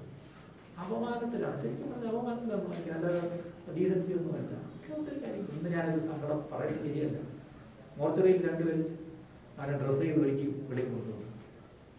സാധാരണ പേര് ഞാൻ കണ്ടുള്ള പുരുഷന്മാരെ ഡ്രസ്സ് ചെയ്യുന്നത് പുരുഷന്മാരാണ്. ഇത് രണ്ട് സ്ത്രീകളാണ് അവനെ ഡ്രസ്സ് ചെയ്യുന്നത്. എനിക്ക് അതിശയമായിട്ട് തോന്നായിട്ടാണ് പുരുഷന്മാരില്ലായിരിക്കും, രണ്ട് സ്ത്രീകൾ ഈ ചേട്ടനെ അരമണിക്കൂർ ഡ്രസ്സ് ചെയ്യുന്നത്. ശരിക്കും പറഞ്ഞ ഒരു പുരുഷൻ അപമാനമാണ് നമുക്ക്. മരണത്തിൽ അതൊക്കെ ഉണ്ടാവും പ്രിയപ്പെട്ടവർ. പക്ഷേ അവനിങ്ങനെ ഉയർക്കുന്നത് അപമാനത്തിലല്ല, അവൻ ഉയർക്കുന്നത് അവൻ തേജസ്സിൽ ഉയർന്നു. അടുത്തത്, പ്രാകൃത ശരീരം ബലഹീനതയിൽ വിതയ്ക്കപ്പെടുന്നു, ശക്തിയിൽ ഉയർക്കും. ബലഹീനതയല്ല നമ്മൾ വിതയ്ക്കുന്നത്, ശക്തിയിൽ. അടുത്തത്, പ്രാകൃത ശരീരമാണ് വിതയ്ക്കപ്പെടുന്നത്, ആത്മീയ ശരീരമാണ് ഉയർക്കുന്നത്. പ്രാകൃത ശരീരമുണ്ടെങ്കിൽ ആത്മീയ ശരീരമുണ്ട്. ഒന്നാം മനുഷ്യനായ ആദാം ജീവനുള്ള ദേഹിയായി തീർന്നു എന്ന് എഴുതിയിരിക്കുന്നല്ലോ. ഒടുക്കത്തെ ആദാം ജീവിപ്പിക്കുന്ന ആത്മാവായി. എന്നാൽ ആത്മീകമല്ല, പ്രാകൃതം അത്രേ ഒന്നാമത്തേത്. ആത്മീകം പിന്നത്തേത് വരും. ഒന്നാം മനുഷ്യൻ ഭൂമിയിൽ നിന്ന് മണ്ണുകൊണ്ടുള്ളവൻ, രണ്ടാം മനുഷ്യൻ സ്വർഗത്തിൽ നിന്നുള്ളവൻ. മണ്ണുകൊണ്ടുള്ളവന്റെ പ്രതിമ മണ്ണുകൊണ്ടുള്ളവരും സ്വർഗീയനെ പോലെ സ്വർഗീയന്മാരുമാകും. നാം മണ്ണുകൊണ്ടുള്ളവന്റെ പ്രതിമ ധരിച്ചതുപോലെ സ്വർഗീയന്റെ പ്രതിമയും ധരിക്കുന്നു. ഈ കിടക്കുന്ന മണ്ണുകൊണ്ടുള്ള ഒരു പ്രതിമ, പക്ഷേ നാളെ ഇവൻ ധരിക്കാൻ പോകുന്നത് സ്വർഗീയന്റെ പ്രതിമ. അത് അവൻ മാത്രമല്ല, അവന് മരിച്ചു, അതുകൊണ്ട് ക്രിസ്തുവിൽ മരിച്ചവനാണ്. നാളെ കർത്താവിന്റെ വരവിൽ നമ്മൾ ജീവനോടെ ഇരുന്നാൽ നാമും ഈ പറഞ്ഞ പോലെ ആ സ്വർഗീയ പ്രതിമ ധരിച്ച് നാമും ഉയർക്കും. അതാണ് നമുക്കുള്ള ഏറ്റവും വലിയ പ്രത്യാശ. അതല്ലേ എല്ലാം ദൈവത്തിന്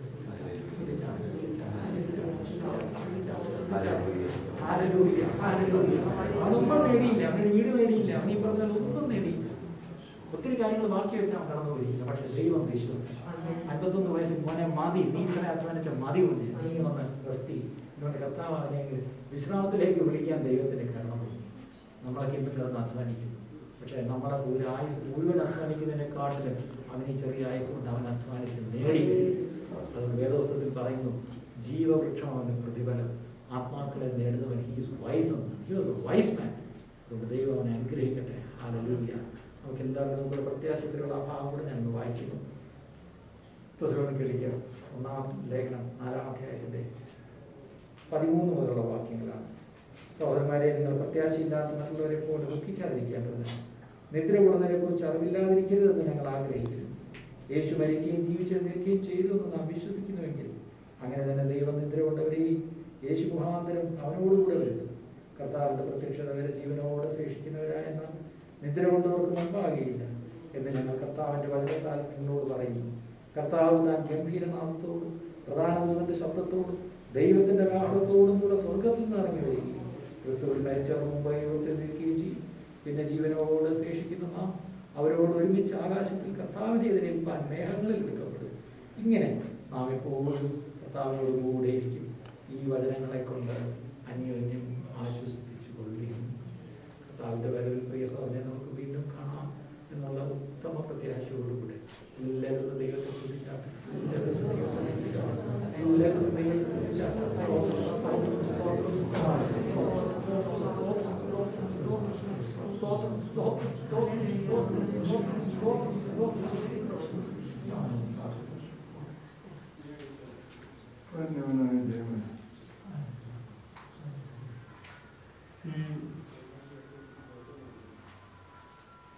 ഒരു കുടിവരവ് ഞങ്ങൾക്ക് സംബന്ധിക്കാൻ കഴിഞ്ഞു. എൻ്റെ പ്രിയ മകനെ അവിടെ നിന്ന് തിരികെ വിളിച്ചു. എൻ്റെ സന്നദ്ധയിൽ അവൻ നിൽക്കുന്നത് ഞങ്ങൾ വിശ്വസിക്കുന്നു. കർത്താവേ, ഇതുപോലെ ഒരു ഭാഗ്യമാണ് നീയാണ് കൊടുത്തതിനായി സ്തോത്രം ചെയ്യുന്നു. അവൻ്റെ ജീവിതത്തിൽ കർത്താവ് എല്ലാം ചെയ്തതൊക്കെ നീതിയായി കഴിഞ്ഞു. അവൻ ധാരാളം പ്രതിഫലം കൊടുക്കണമെന്ന് ഞങ്ങൾ പ്രാർത്ഥിക്കുന്നു. കർത്താവെ, നിന്റെ മകൻ പോയ സ്ഥലത്തൊക്കെ സുവിശേഷീകരണത്തിൻ്റെ വിധത്തിലുള്ളത് മറ്റുള്ളവർക്കെല്ലാം ഒരു പ്രചോദനമായി തരട്ടെ എന്ന് പ്രാർത്ഥിക്കുന്നു. നല്ല എക്സാമ്പിൾ കണ്ട് കർത്താവെ, ധാരാളം നിനക്കായി അധ്വാനിക്കുവാൻ അനേകം മുന്നോട്ട് ഇറക്കണമെന്ന് പ്രാർത്ഥിക്കുന്നു. ഈ അവൻ്റെ കുടുംബാംഗങ്ങൾക്ക് വേണ്ടി പ്രാർത്ഥിക്കുന്നു. കർത്താവ് അവരുടെ സകല ആവശ്യങ്ങളും അവിടെ നിന്ന് നടത്തുവാൻ ഞങ്ങൾ സാധിക്കും. അവരെ കാത്തുകൊള്ളണമെന്ന് എൻ്റെ കയ്യിൽ തീർക്കുന്നു. അവരെ അനുഗ്രഹിക്കണമേ എന്ന് പ്രാർത്ഥിക്കുന്നു. ദൈവത്തിൻ്റെ ദൈവ സമാധാനം കൊണ്ട് അവരെ നിറയ്ക്കണമേ എന്ന് പ്രാർത്ഥിക്കുന്നു. നമുക്കല്ല ഞാൻ ദൈവത്തെ മാത്രം യേശുവിൻ്റെ നാമത്തിൽ അവസാനമായിട്ട് വിട പറഞ്ഞ് അടക്കിയാണ് കിട്ടി. അതിനുവേണ്ട ആർക്കെങ്കിലും പുറത്ത് നിൽക്കുന്നവർക്ക് കാണണമെങ്കിൽ മുന്നോട്ട് പോകാം.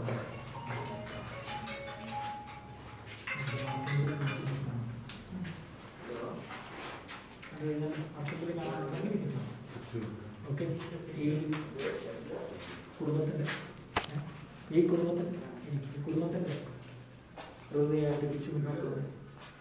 അത് ഈ ഭൗതിക കുടുംബത്തിൻ്റെ ആവശ്യത്തിന് ദൈവ കുടുംബത്തിൻ്റെ ഹൃദയമായിട്ട് ഞാനത് ലിബർട്ടി എടുത്ത് ഞാൻ എൻ്റെ മൂത്ത ജ്യേഷ്ഠൻ എല്ലാ കാര്യങ്ങളും അതിനെ ഉൾപ്പെടുത്തിയിരുന്നു. എന്നെ വിശ്വസിച്ചിരുന്നു, അതുപോലെ സ്നേഹിച്ചിരുന്നു, ആദരിച്ചിരുന്നു. അതുകൊണ്ട് ദൈവ കുടുംബത്തിൻ്റെ ഹൃദയമായിട്ട് ഞാൻ അങ്ങനെയായിട്ട് നിങ്ങൾ ജോസഫെ ഒക്കെ ഉള്ള കാലാവസാനത്തിൽ നിന്റെ ഓഹരിൽ നിൽക്കുക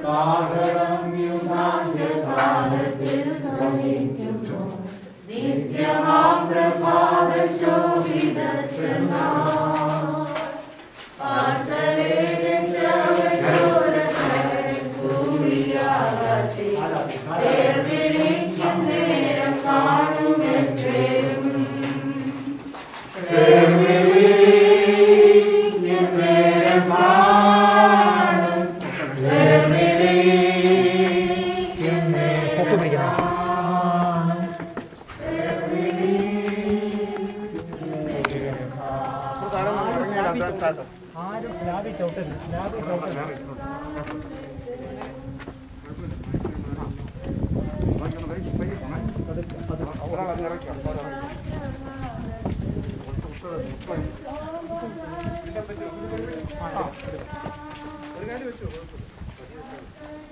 അങ്ങോട്ട് പോട്ടെ, വലത്തോട്ട് പോട്ടെ.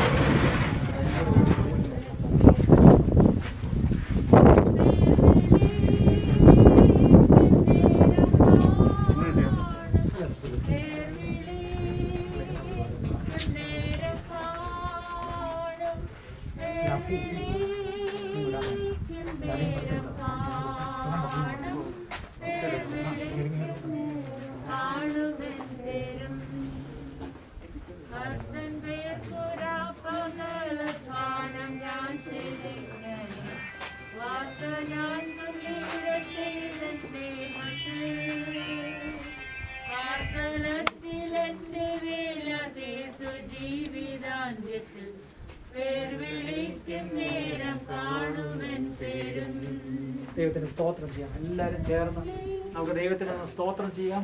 പ്രിയ സഹോദരൻ്റെ ജീവിതത്തെ ഓർത്ത് നമുക്ക് സ്തോത്രം ചെയ്യാം. രണ്ടാമത്തെ ജീവിതാന്ത്യത്തെ ഓർത്ത് സ്തോത്രം ചെയ്യാം. മൂന്നാമത് താനിപ്പോൾ എവിടെ ആയിരിക്കുന്നു എന്നുള്ളത് ഓർത്ത് ദൈവത്തിന് സ്തോത്രം ചെയ്യാം. നാലാമത് നാം കർത്താവിൻ്റെ വരവിനെ കാണാമെന്നുള്ള പ്രത്യാശ ഉള്ളവരെല്ലാം ചേർന്ന് ഒന്ന് ഒരുമിച്ച് ദൈവത്തെ സ്തോത്രം ചെയ്തത്. എല്ലാവരും ദൈവത്തിന് സ്തോത്രം ചെയ്തത് സ്തോത്രം ചെയ്തത് സ്തോത്രം ചെയ്തത് സ്തോത്രം ചെയ്തത്. സർവാശ്വാസങ്ങളുടെ ഉടയവനായ സർവശക്തനായ ദൈവമേ, ഈ നല്ല പൽക്കാലത്തിനായി ഞങ്ങൾ തിരുമേനി ഒരു പ്രാവശ്യം കൂടെ സ്തുതിക്കുന്നു. അവിടുത്തെ സന്നിധിയിൽ കർത്താവേ, ഞങ്ങളുടെ പ്രിയ സഹോദരൻ ജോസഫിൻ്റെ ശാരീരികമായിട്ടുള്ള വേർപാടിനുള്ള ബന്ധത്തിൽ ഞങ്ങൾക്ക് ഒന്നിച്ചു കൂടുവാനായിട്ട് തിരുമേനി മുഖാന്തരം ഞങ്ങളുടെ പ്രിയ സഹോദരൻ ശേഷിപ്പിച്ചു പോയ നല്ല ഓർമ്മയ്ക്കായിട്ട് ശാരീരികമായിട്ടുള്ള ഇൻഹിബിഷൻസ് അനേകം ഉണ്ടായിരുന്നു കർത്താവേ. എന്നാൽ അതിൻ്റെ മധ്യത്തിലും ഞാൻ നല്ല പുറപ്പൊരുത് ഓട്ടം തികച്ച് വിശ്വാസം കാത്തു എന്നുള്ള കർത്താവേ, നിന്റെ ദാസനായിരിക്കുന്ന പൗലോസ് പറഞ്ഞ പോലെ കർത്താവേ, ഈ പ്രിയപ്പെട്ടവന് നീ നിന്റെ രാജ്യത്തിന് വേണ്ടി പ്രവർത്തിപ്പാൻ അധ്വാനിപ്പാൻ കൊടുത്ത വലിയ കൃപയ്ക്കായി സ്തോത്രം. അനേകരെ നിത്യതയിലേക്ക് നേടിയ കർത്താവെ, ബുദ്ധിമാനായ മനുഷ്യൻ നിന്റെ വചനത്തിൽ പറഞ്ഞിരിക്കുന്ന പോലെ കർത്താവെ, നിന്റെ മകന് നീ കൊടുത്തിയ വലിയ കൃപയ്ക്കായി സ്തോത്രം. കർത്താവെ, അനേക ചോദ്യങ്ങൾ ഞങ്ങളുടെ മുമ്പിലുണ്ട്. എന്നാൽ സർവാശ്വാസങ്ങളുടെ ഉടയവനായ ദൈവം നീയാണ്. കർത്താവെ, നിന്റെ മകൻ 51-ാമത്തെ വയസ്സിൽ ഓട്ടം തികച്ചു കർത്താവെ നിന്റെ സന്നിധിയിലേക്ക് ചേർക്കപ്പെട്ടിരിക്കുന്നു. കർത്താവെ, ആ വാത്സല്യ ഭവനത്തെ ഞങ്ങൾ ഏൽപ്പിച്ച് പ്രാർത്ഥിക്കുന്നു. മാതാവിനായിട്ട് സ്തോത്രം, 3 സഹോദരികൾക്കും കുടുംബത്തിനുമായി സ്തോത്രം. കർത്താവെ, ആ പ്രിയപ്പെട്ടവരെ നിന്റെ ബലമുള്ള കരത്തിൽ ഏൽപ്പിക്കുന്നു. ഒരു നാളും കൈവിടുകയില്ല, ഉപേക്ഷിക്കുകയില്ല നിന്റെ വാഗ്ദത്ത വചനത്തിനായിട്ട് സ്തോത്രം. കർത്താവെ, ആ പ്രിയപ്പെട്ടവൻ ഞങ്ങളുടെ എല്ലാം കർത്താവെ ഹൃദയത്തിൽ കർത്താവെ ഒരു സ്നേഹത്തിൻ്റെ ചോദ്യത്തിനെ ശേഷിപ്പിച്ചിട്ട് കടന്നുപോയി. എന്നാൽ നിന്റെ നിത്യസന്നിധിയിൽ വിശ്രമിക്കുന്നു. നിന്റെ നിത്യസന്നിധിയിൽ കർത്താവെ ആ പ്രതിഫലം പങ്കുവെക്കുന്ന നാളിൽ ആ പ്രിയപ്പെട്ടവൻ കർത്താവെ, നീ ദാനിയേലിനോട് പറഞ്ഞതുപോലെ ദാനിയേലിൽ നീ പോയി വിശ്രമിച്ചു കൊള്ളുക, കാലാവസാനത്തിങ്കൽ നീ നിന്റെ ഓഹരി പ്രാപിപ്പാനായിട്ട് എഴുന്നേറ്റ് വരുമെന്ന് പറഞ്ഞ പോലെ കർത്താവെ, ഈ പ്രിയപ്പെട്ടവനോടും അവിടുന്ന് വാക്കും ഭാഷണമില്ലാതെ കർത്താവെ അവിടെ സംസാരിക്കുന്നതിനായി സ്തോത്രം. നിന്റെ ആ വാഗ്ദത്ത വചനത്താൽ നീ ഞങ്ങളുടെ ഉള്ളങ്ങളെ ആശ്വസിപ്പിക്കുന്നതിനായി സ്തോത്രം. ദൈവിക സമാധാനം കൊണ്ട് നീ ഞങ്ങളെ നിറയ്ക്കുന്നതിനായി സ്തോത്രം.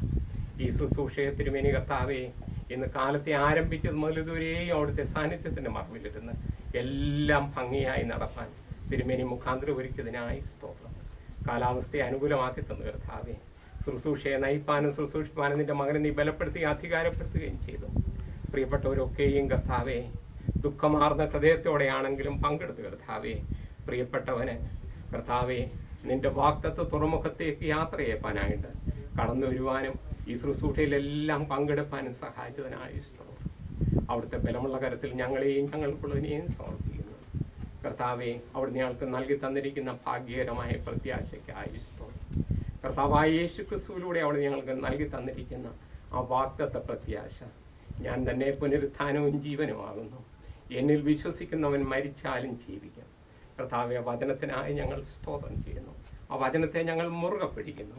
അത് ഞങ്ങൾ ആശ്വാസ വചനമായി ഏറ്റെടുക്കുന്നു.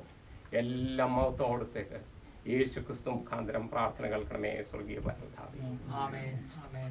മനുഷ്യ നീ മണ്ണാകുന്നു, നിന്നെ മണ്ണിലെടുത്തിരിക്കാൻ നീ മണ്ണിലേക്ക് തിരികെ ചേരുവെന്നല്ലോ ദൈവിക പ്രമാണം നിറവേറേണ്ടതിന് ഞങ്ങളുടെ പ്രിയൻ സഹോദരൻ പ്രിയ ജോസഫിൻ്റെ ശരീരം പിതാവിൻ്റെയും പുത്രൻ്റെയും പരിശുദ്ധാത്മാവിൻ്റെയും നാമത്തിൽ ഞങ്ങളിതാ ഇവിടെ ഭൂമിക്ക് അടക്കം ചെയ്യുന്നു.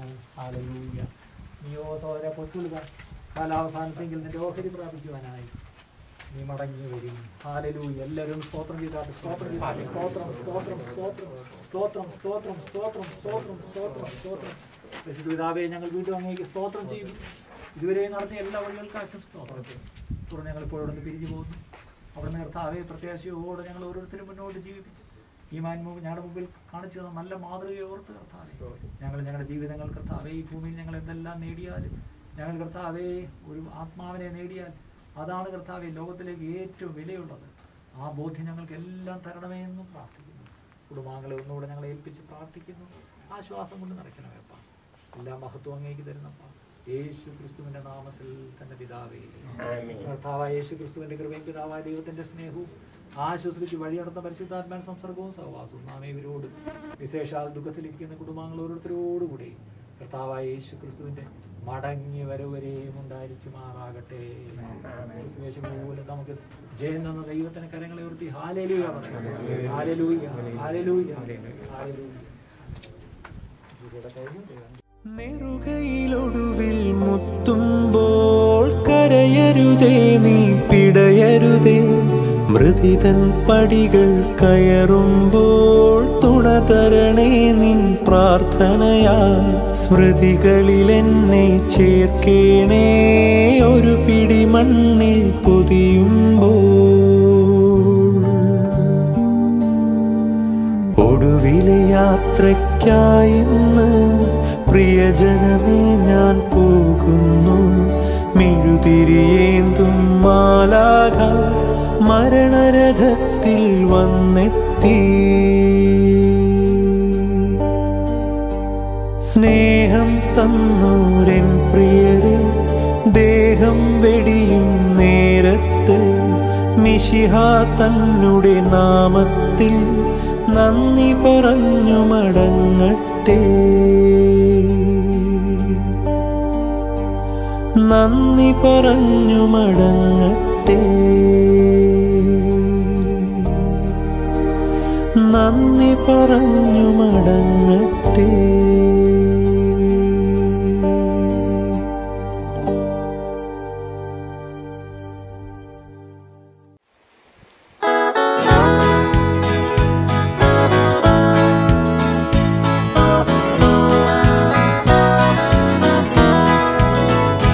There's a land that is brighter than day, and by faith we can see it afar.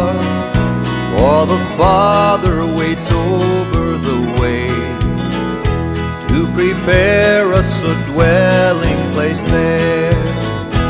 In the sweet by and by, we shall meet on that beautiful shore. In the sweet